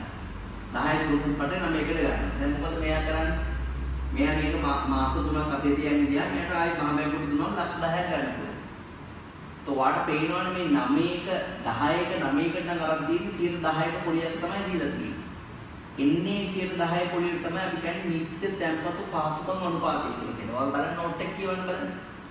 ශ්‍රී ලංකා ආයෝජකයෝ තමන් ගාව තියෙන අරමුදල් මහ බැංකුවේ ඇපේට තියලා තමන් ගාව තියෙන අරමුදල් මහ බැංකුවේ සුරුකුම්පත් වල ආයෝජනය කරාම ලැබෙන පොලිය 10%. හරි ඒක තමයි නිත්‍ය තැන්පතු සල්ලි තැන්පත් කරාම ලැබෙන පොලිය නිත්‍ය තැන්පතු පාසුකම් අනුපාතය. දැන් මෙයා ජනවාරි මාසේ පෙබරවාරි මාසේ මාර්තු මාස වෙනකම් මේ සුරුකුම්පත් අතේ තියාගෙන ඉඳලා මහ බැංකුවට බාර දුන්නා මහ බැංකුව සල්ලි දෙනවා. මෙයා ඉව කරන්නේ නැහැ මේ මාස තුනක් මෙයා අත තියාගෙන ඉන්නේ. මෙයා කරන්නේ මේ සුරුකුම්පත් ආයෙ විකුණනවා. මෙයා ගත්තේ 9ටනේ. මෙයා කියනවා මේක 9.25 ගානට විකුණනවා කියලා. මේ කොටස් වල බලන්න අරන් ගිහලා මේක විකුණනවා. 9.25 ගානට මේක විකුණනවා කියලා කියනවා. කිව්වහම මේ 9.25 ගානට විකුණනවා කියලා කිව්වා මිනිස්සු පොර කාලේ මේක ගන්න. මිනිස්සු පොර කාලේ මේක ගන්න. දැන් කවුරු හරි මේක පොර කාලා 9.75ට ගන්න. 9.25 විකුණන එක 9.75ට ගන්න. එතකොට රුපියල් 50000ක ලාභයක් මෙයාට 75000ක ලාභයක් තියෙනවනේ. ඒ 9ට මෙයා ගත්ත 9.75ට ගියා මෙයාට 75000ක ලාභයක් තියෙනවා. මෙයා 25000ක ලාභයක් තමයි බලාපොරොත්තු වෙන්නේ. ඒකයි 9.25ට වික්කේ. නමුත් මිනිස්සුන්ගේ අතර තරගය වැඩි හින්දා විදේශීදී විකිනනවා 9.75ට. ඒතර මෙයාට 75000ක ලාභයක් තියෙනවා. මෙයා වැඩි හින්දා මෙතන ඉවරයි. 9.75ට ගන්න මිනිහ මොකද කරන්නේ මාස 3ක් අතේ තියාගෙන ඉඳලා මේක මේ වාණිජ බැංකුව හරහාම යවනවා මහ බැංකුව. යාම මහ බැංකුවෙන් යට ලක්ෂ 10ක් ගෙවනවා. ලක්ෂ 10ක් ගෙවුවාම මේ ගත්ත අන්තිම මිනිහට රුපියල් 25000ක් ලාභ තියෙනවා. ඔන්න ඔක තමයි සුරුකුම්පට්ට වෙනදාම කියන්නේ. කොහොම වුණත් ශ්‍රී ලංකා මහ බැංකුව ලක්ෂ 10ම ගෙවනවා කාගේ අතේ තිබ්බත් ලක්ෂ 10ක් ගෙවනවා. ඒ ගත්ත මිනිහ ආයෙ විකුණනවා. කල්පිරණකම් ආයෙ වාහනයක් ගත්තාම ආයෙ විකුණන්නේ. ඒ වගේ කල්පිරණකම් ආයෙ විකුණනවා. ඒක තමයි සුරුකුම්පට්ට වෙනදාමක් කියලා කියන්නේ. සමහර සුරුකුම්පට්ට තියෙනවා හැටනැෂනල් බැංකුව ගාව මේවා තියෙනවා. එක්කෝ ඒවා මෙයා ගත්තේ ඒවා යාගාව තියෙනවා නැත්නම් ජනතාව කල්පිරණකම් ඉන්නේ නැතුව ජනතාව වාණිජ බැංකුවක් අතට තියලා ණය ගන්න ඒවා තියෙනවා. ඒ වගේ සුරුකුම්පට්ට කල්පිරෙන්න කලින් ඒවා මෙයා ගාව තියෙනවා. දැන් ඔයා හිතන්නකො සුරුකුම්පට්ටයක් තියෙනවා හැටනැෂනල් බැංකුව ගාව සුරුකුම්පට්ටයක් තියෙනවා ලක්ෂ 100ක සුරුකුම්පට්ටයක් ලක්ෂ 100ක් වෙන සුරුකුම්පට්ටයක් තියෙනවා. ඒක කල්පිරෙන්න තව මාස 6ක්ම තියෙනවා. මේ හැටනැෂනල් බැංකුව ගාව දැනට තියෙන එක. එයාට ඕනනම් පුළුවන් මේක මිනිස්සුන්ට විකුණන්නත් පුළුවන්. එයාට මේ සුරුකුම්පට්ටේ මිනිස්සුන්ට විකුණන්නත් පුළුවන්. දැන් එයාට ලක්ෂ 100ක් මහ බැංකුවේ දෙනවා කියලා තියෙනවා. ලක්ෂ 90 එයා ආයෝජනය කරලා තියෙන මේකට. ලක්ෂ 90 එයා ආයෝජනය කරලා තියෙන මේකට. එයා තව මාස 6ක් ගන්න තියන්නේ ඉතින් මහ බැංකුවේ ලක්ෂ 100ම ගන්න පුළුවන්. එයාට ඕනනම් මේක කෙලින් මිනිස්සුන්ට විකුණලා පියක් කරේ හොයාගන්නත් පුළුවන්. මේ කියන්නේ අනුපාතතර විකුණන්නත් පුළුවන්. නැත්නම් එයාට තව ඔප්ෂන් එකක් තියෙනවා. මෙයාට මේ ඇන්ටර්නැෂනල් බැංකුවේ ජනතාවගේ පැත්තට යන්නේ නැතුව මේ සුරුකුම්පට්ටේ ආපහු මහ බැංකුවට දෙන්න පුළුවන් කල්පිරෙන්න කරලා. මේ නිකුත් කරපු මහ බැංකුවටම දීලා මේක ඇපයක් විදිහට කරලා මහ බැංකුවට ණයක් ගන්නත් පුළුවන්. දැන් මේක මේ ගත්ත සුරුකුම්පට්ටේ පුතා මේ ගත්ත සුරුකුම්පට්ටේ මේ හැටනැෂනල් බැංකුවට වත්කම. එයා සල්ලි ආයෝජනය කරගෙන ගත්තේ. ඒතර ඕනම කෙනෙක්ට තමන්ගේ වත්කමක් ඇපෙට කියලා ණය ගන්න පුළුවන් නේ. එතකොට මේ සුරුකුම්පට්ටය ගත්තේ මහ බැංකුවේ තමයි ආයි මහ බැංකුවට බරන් ගිහිල්ලා මහ බැංකුවේ මේක මහ බැංකුවට කියනවා අපි 90ක් මේකට ආයෝජනය කරලා තියෙනවා. ඔයාලා මේක තියාගෙන අපිට 60ක් දෙන්න අපි සති දෙකකින් දෙන්නන්න වටසල්. සති දෙකකින් වටසල් දෙන්න. අපි සල්ලි අදිස්සියක් කරලා තියෙනවා. අපි මේක විකුණන්නේ නැහැ කාටවත්. අපිම තියාගෙන ඉන්නවා. හැබැයි අපිට 60ක් ඕන. මේක 90ක් තියාගෙන අපිට 60ක් ණය දෙන්න. අපි සති දෙකකින් ණය දෙන්න. මේ මුදල දෙන්න. වහම මේගොල්ලෝ නිකුත් කරපු මේ සුරුකුම්පට්ටේ මේගොල්ලෝම ඇපයක් විදිහට ලියගෙන මේගොල්ලෝ ණය රිලීස් කරන වෙලාවල් තියෙනවා. අන්න ඒකට අපි කියනවා නිත්‍ය ණය පහසුකම් අනුපාතය කියලා.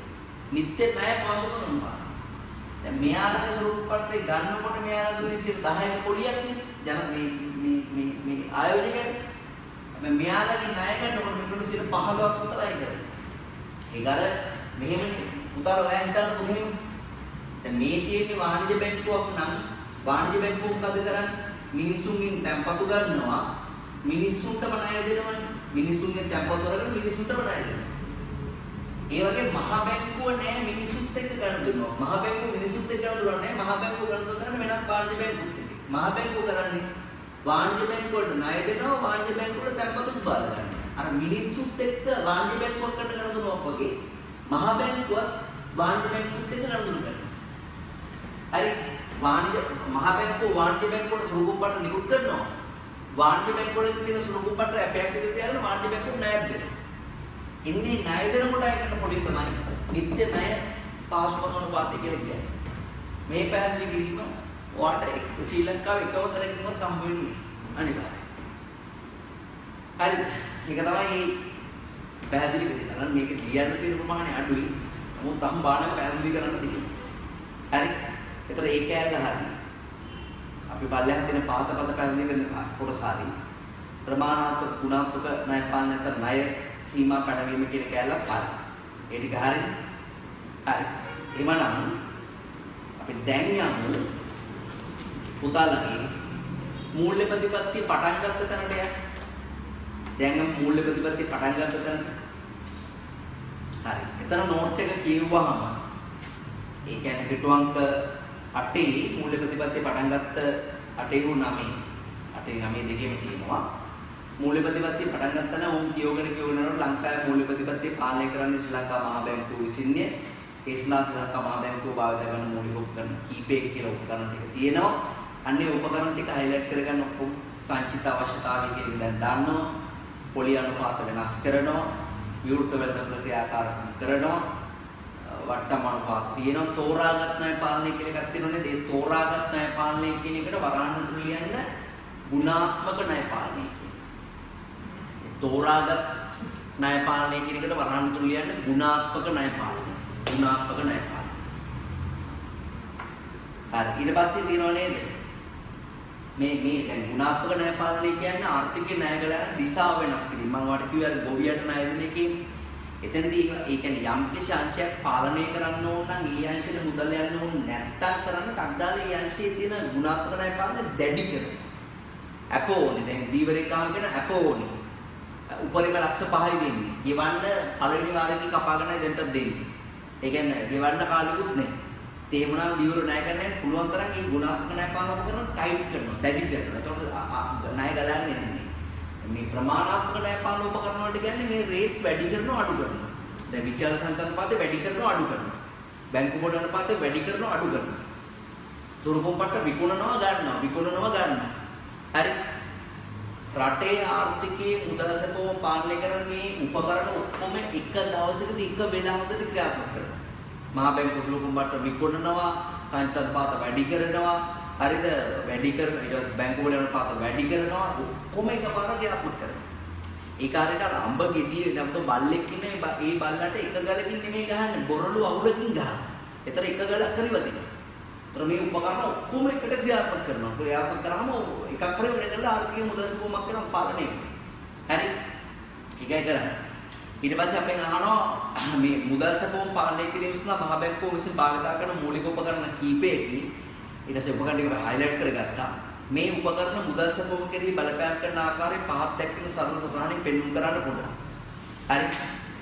බලන්න එහා පැත්තේ, ඒ කියන්නේ මේ පැත්තෙම තියෙනවා, මේ පැත්තේ තියෙනවා, එහා පැත්තේ හරි, මේ පැත්තේ හරි තියෙනවා සටහන. හොඳට කල්පනා වෙන්න සටහන පුරවන්න ඕන. හරි.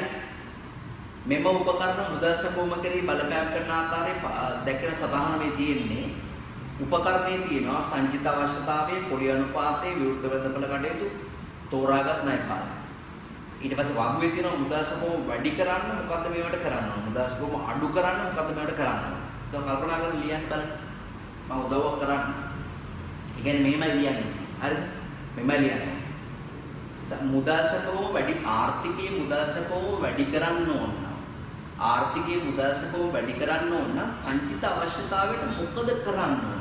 අඩු කරන්න ඕනද වැඩි කරන්න ඕන? ලියන්න බලන්න. ආර්ථිකයේ මුදල් සැපම වැඩි කරන්න ඕන. ඒ කියන්නේ ජනතාවගේ අතර යන මුදල් සැපම වැඩි කරන්න ඕන. ඒකට සංචිත අවශ්‍යතාවයට මොකද කරන්නේ? සංචිත අවශ්‍යතාවය කියන්නේ මොකද්ද? හැම වාණිජ බැංකුවක්ම තමන් ගාව තියෙන සල්ලි වලින් මහ බැංකුවේ තැන්පත් කරන්න ඕන. ඔයාලා කල්පනා කරලා බලන්න. එකපාරට දැනට තියෙන සංචිත අවශ්‍යතාවය 10%. ඒ කියන්නේ 100ක් දැම්මාම 10ක් මහ බැංකුවට යනවා, 90ක් මෙහි එනවා ආර්ථිකයට එනවා. ඒ 90 එන එක වැඩි දැන් මෙතන අහන්නේ මුදල් සැපම වැඩි කර 90 එන එක මදි. 90 වෙන එක මදි. එන 95ක් විතර එන්න නම් අර සංචිත අවශ්‍යතාවය මත කරන්න ඕන.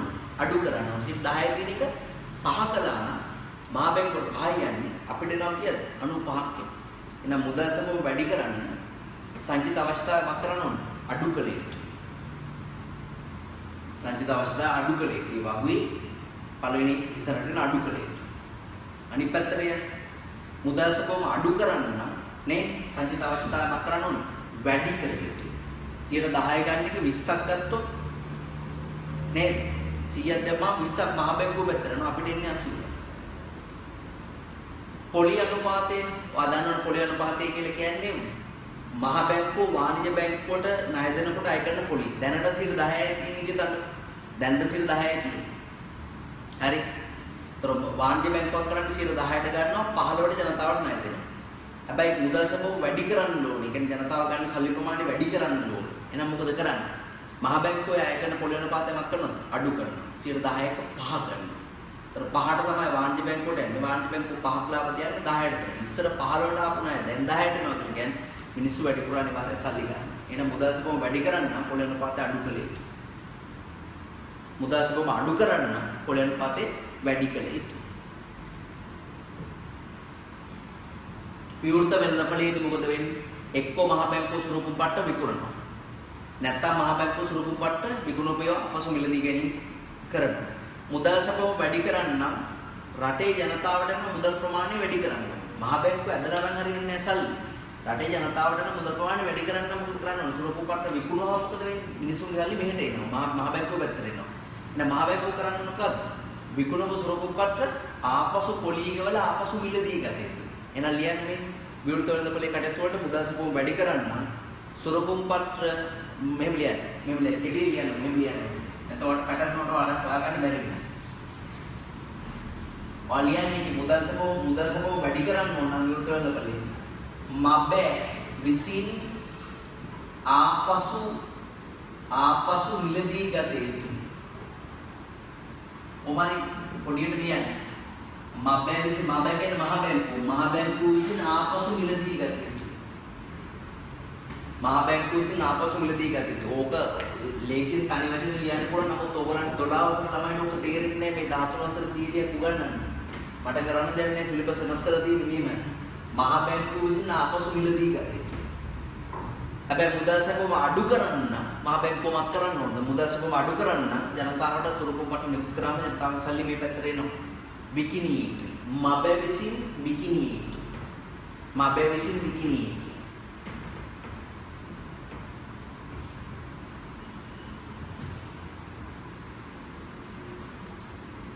ඊට පස්සේ තෝරාගත් ණය පාලනය නැත්නම් ගුණාත්මක ණය පාලනය. පුතාට ඕන නම් එතරම් වරහන් තුල ගුණාත්මක ණය පාලනය කියන්නේ ගුණාත්මක ණය පාලනය මක් කරන්න ඕනද? මුදල් සපුව වැඩි කරන්න ලිහිල් කළ යුතුයි. ලිහිල් කරන්න අපෝනෙත් නැහැ. හරි. උපරිම පොත් සීමාවකුත් නැහැ. ඉල්ලන ගානක් දෙනවා. ණය විරාමකුත් හම්බ වෙනවා. ඒ කියන්නේ අවුරුද්දකින් පස්සේ තමයි ආයෙ ගෙවන්න ඕන. ලිහිල් කළ යුතුයි. හැබැයි මුදල් සපුව අඩු කරන්න මම කරන්න දැඩි කළ යුතුයි. දැඩි කළ යුතුයි. එක්කනේ මාරුයි ආ. දැඩි කළ යුතුයි. හරි ඊට පස්සේ තියෙන නෝට් එක බලන්න. මහ බැංකුව මුදල් සැපවම පාලනය කිරීම තුළින් අපේක්ෂා කරන්නේ යහපත් ආර්ථික මට්ටමක් රට තුළ ඇති කිරීමයි. හරි. නිරෝගී ආර්ථිකයක රුධිරයේ මුදල් සැපව නිසා අර්ථ දැක්විය හැකියි. දැන් විභාගයට આવොත් මුදල් සැපවම කියන්නේ මොකක්ද කියලා ඔයාලා ලියන්න එපා. නිරෝගී ආර්ථිකයක රුධිරය කියලා. ඒක නිකන් විරුද්ධාවලියක්. හරි. මුදල් සැපවම කියලා කියන්නේ යම් අවස්ථාවක ජනතාව සතු වියදම් කළ හැකි මුදල් ප්‍රමාණය. හරි.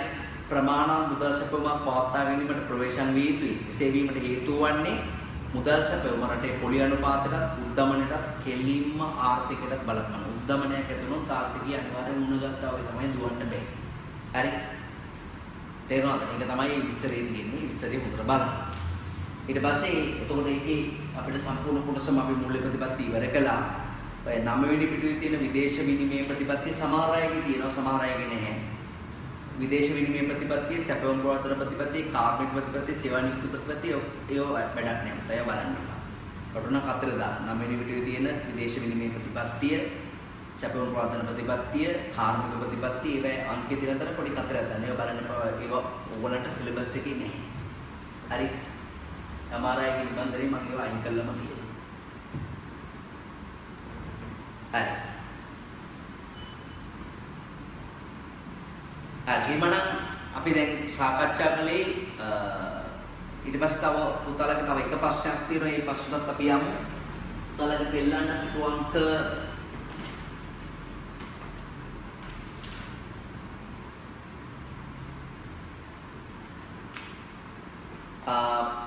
පිටු අංක 11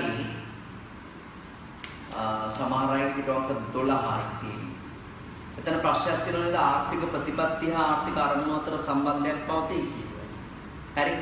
ඔබ මේ ප්‍රකාශය පැහැදිලි කරන්නේ කෙසේද කියලා අහනවා නේද? හරි. ඒකට උත්තරයක් කියමු. ඒ ලියන උත්තරේ මම ඊළඟ වීඩියෝ එකේදී පැහැදිලි කරන්නම්. මම ආර්ථික අරමුණු ටික උගන්වලා තමයි ඒක ලියන්න ඕනේ. නමුත් අර මේ වීඩියෝ ලෙසන් එකකින් කරන නිසා අපිට මේක ඉස්සරහ අපිට ඔක තියෙන එක. ඒක නිසා මම උත්තරේ ලියන්නම්. මෙතෙන්දී පැහැදිලි කරන්න මෙහෙම ලියන්න.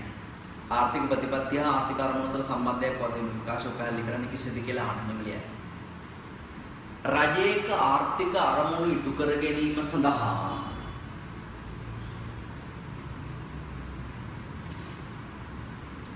රජයක ආර්ථික අරමුණු ඉටු කර ගැනීම සඳහා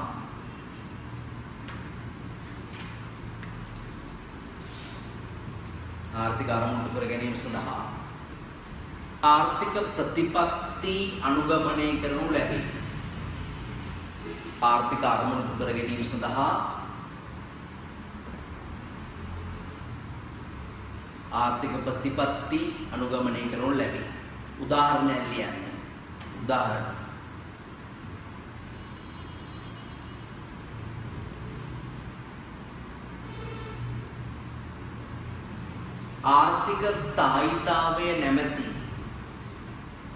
ආර්ථික ස්ථායීතාවය නැමැති අරමුණ. ඒ කියන්නේ ආර්ථික ස්ථායීතාවය කියලා කියන්නේ හැමදේම ස්ථාවරව පවත්වාගෙන යනවා කියන එක.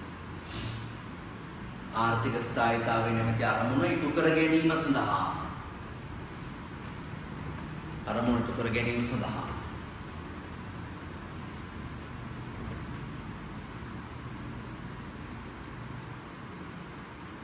මූල්‍ය හා පිස්කල් ප්‍රතිපත්ති භාවිත කරනු ලැබේ. මූල්‍ය හා පිස්කල් ප්‍රතිපත්ති භාවිත කරනු ලැබේ.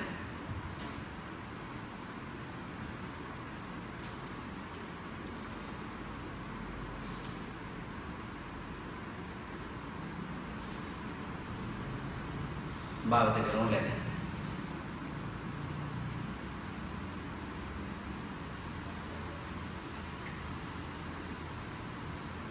හරිද?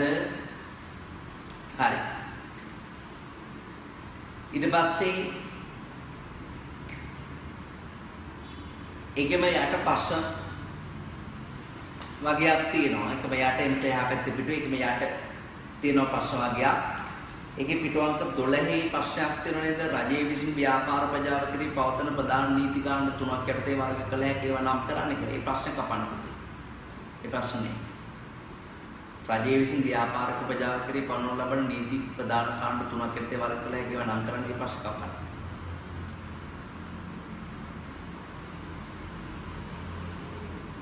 හරිද?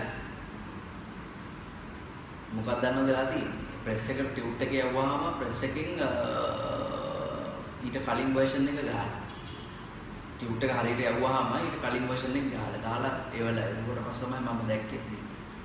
ඒකෝට ඒකේ සමහර කොටස් වල පොඩි පොඩි වෙනස්කම් තියෙනවා. නමුත් ඒ කියන්නේ ගැටලුවක් නැහැ. වයින් කරගෙන ගියාම හරියි. සමහර අයගේ ටියුට් එකේ ඒ මම කපන්න කියපු කෑල්ල නැහැ. ඒතකොට තියෙන මොකක් හරි කපලා දාන්න එපා. ඒ වගේ ප්‍රශ්න තියෙනවා නම් ඒ කියන්නේ 12 වෙනි පිටුවේ තියෙනවා නම් මේ කෙලින්ම ප්‍රශ්නාංක එක විදියට ගහලා මූල්‍ය ප්‍රතිපත්ති ක්‍රියාත්මක කිරීම රජයේ භාවිතා කරන උපකරණය කියලා ප්‍රශ්න දෙනවා නම් ඒක හරියි. ඊට උඩ තියෙන ප්‍රශ්නේ මම කපන්න. right. එනවා වගේ කෙටි ප්‍රශ්නයක් තියෙනවා නේද? මූල්‍ය ප්‍රතිපත්ති ක්‍රියාත්මක කිරීම රජයේ භාවිතා කරන උපකරණය කියලා. මොකක්ද උත්තරේ? වක්‍ර බල. ඊට පස්සේ පල්ලෙහා ඊළඟ පල්ලෙහා ප්‍රශ්න තියෙනවා නේද? මෙතන විතරයි මේ ටියුට් දෙකේ වෙනස තියෙන්නේ. අනිත් ඔක්කොම හරියි. ඒක හදා ගන්න පුළුවන් දෙයක් අපිට. මහා බැංකු පොලි අනුපාතික ලෙස කුමක් අදහස් වන්නේද? ඒ පහත් දැමීමෙන් ව්‍යාපාර ශේෂ්ත්‍රයට කවර බලපෑමක් ඇති වේද? මහා බැංකු පොලි අනුපාතය කියලා කියන්නේ මහා බැංකුව වාණිජ්‍ය බැංකුවට ණය දෙනකොට අය කරන පොලි අනුපාතය. ඒක පල්ලෙහා දැම්මම මොකද වෙන්නේ? වාණිජ්‍ය බැංකුවත් තමන්ගේ පොලියමක් කරනවා පල්ලෙහා. එතකොට ව්‍යාපාරිකයට අඩු පොලියට ණය ගන්න පුළුවන් වෙලා ව්‍යාපාරමක් වෙනවා දියුණු වෙනවා. එහෙම ලියන්න. මහා බැංකුව විසින්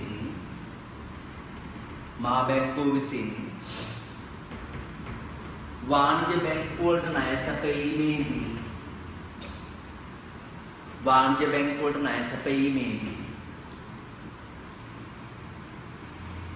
සැපයීමේදී අය කරන පොලි අනුපාතයයි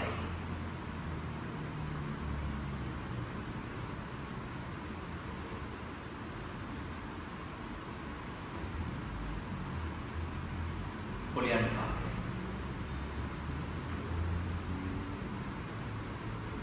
එය පහත දැමීමෙන්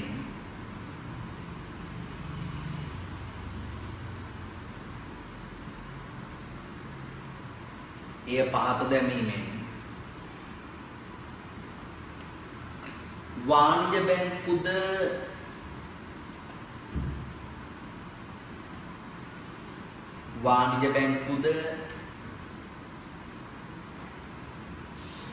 ව්‍යාපාරිකයින්ගෙන්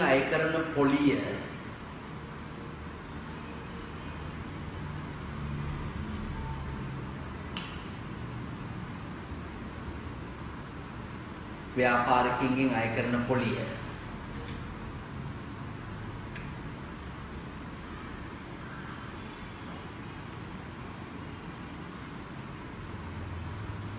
පහත හෙළනු ලැබේ.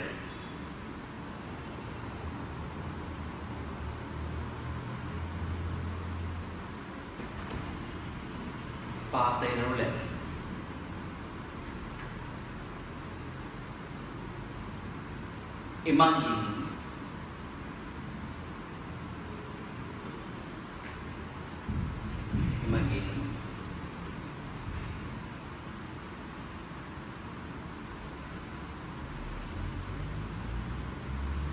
ව්‍යාපාරිකයාට අඩු පොලියට ණය ලබා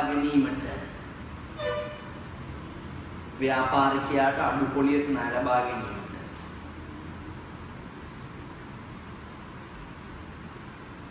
හැකියාව ලැබී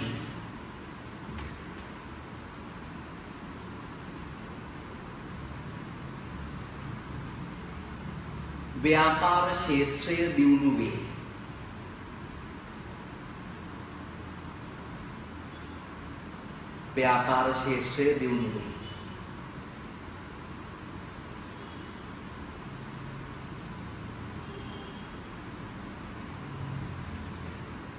right.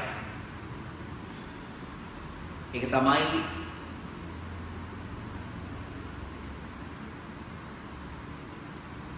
මූල්‍ය ප්‍රතිපත්තිය පිළිබඳව අපිට සාකච්ඡා කරන්න තියෙන කාරණය වෙන්නේ. හරිද? හරිනම් අපි දැන් වීඩියෝස් වලින් ෆිස්කල් ප්‍රතිපත්තිය බැලුවා මූල්‍ය ප්‍රතිපත්තිය පිළිබඳව. අපි ඊළඟ වීඩියෝ එකකින් සාකච්ඡා කරමු රාජ්‍ය ආදායම සහ රාජ්‍ය වේතන පිළිබඳව. එතනින් නිමන්ත්‍රණය ඉවර වෙයි. හරි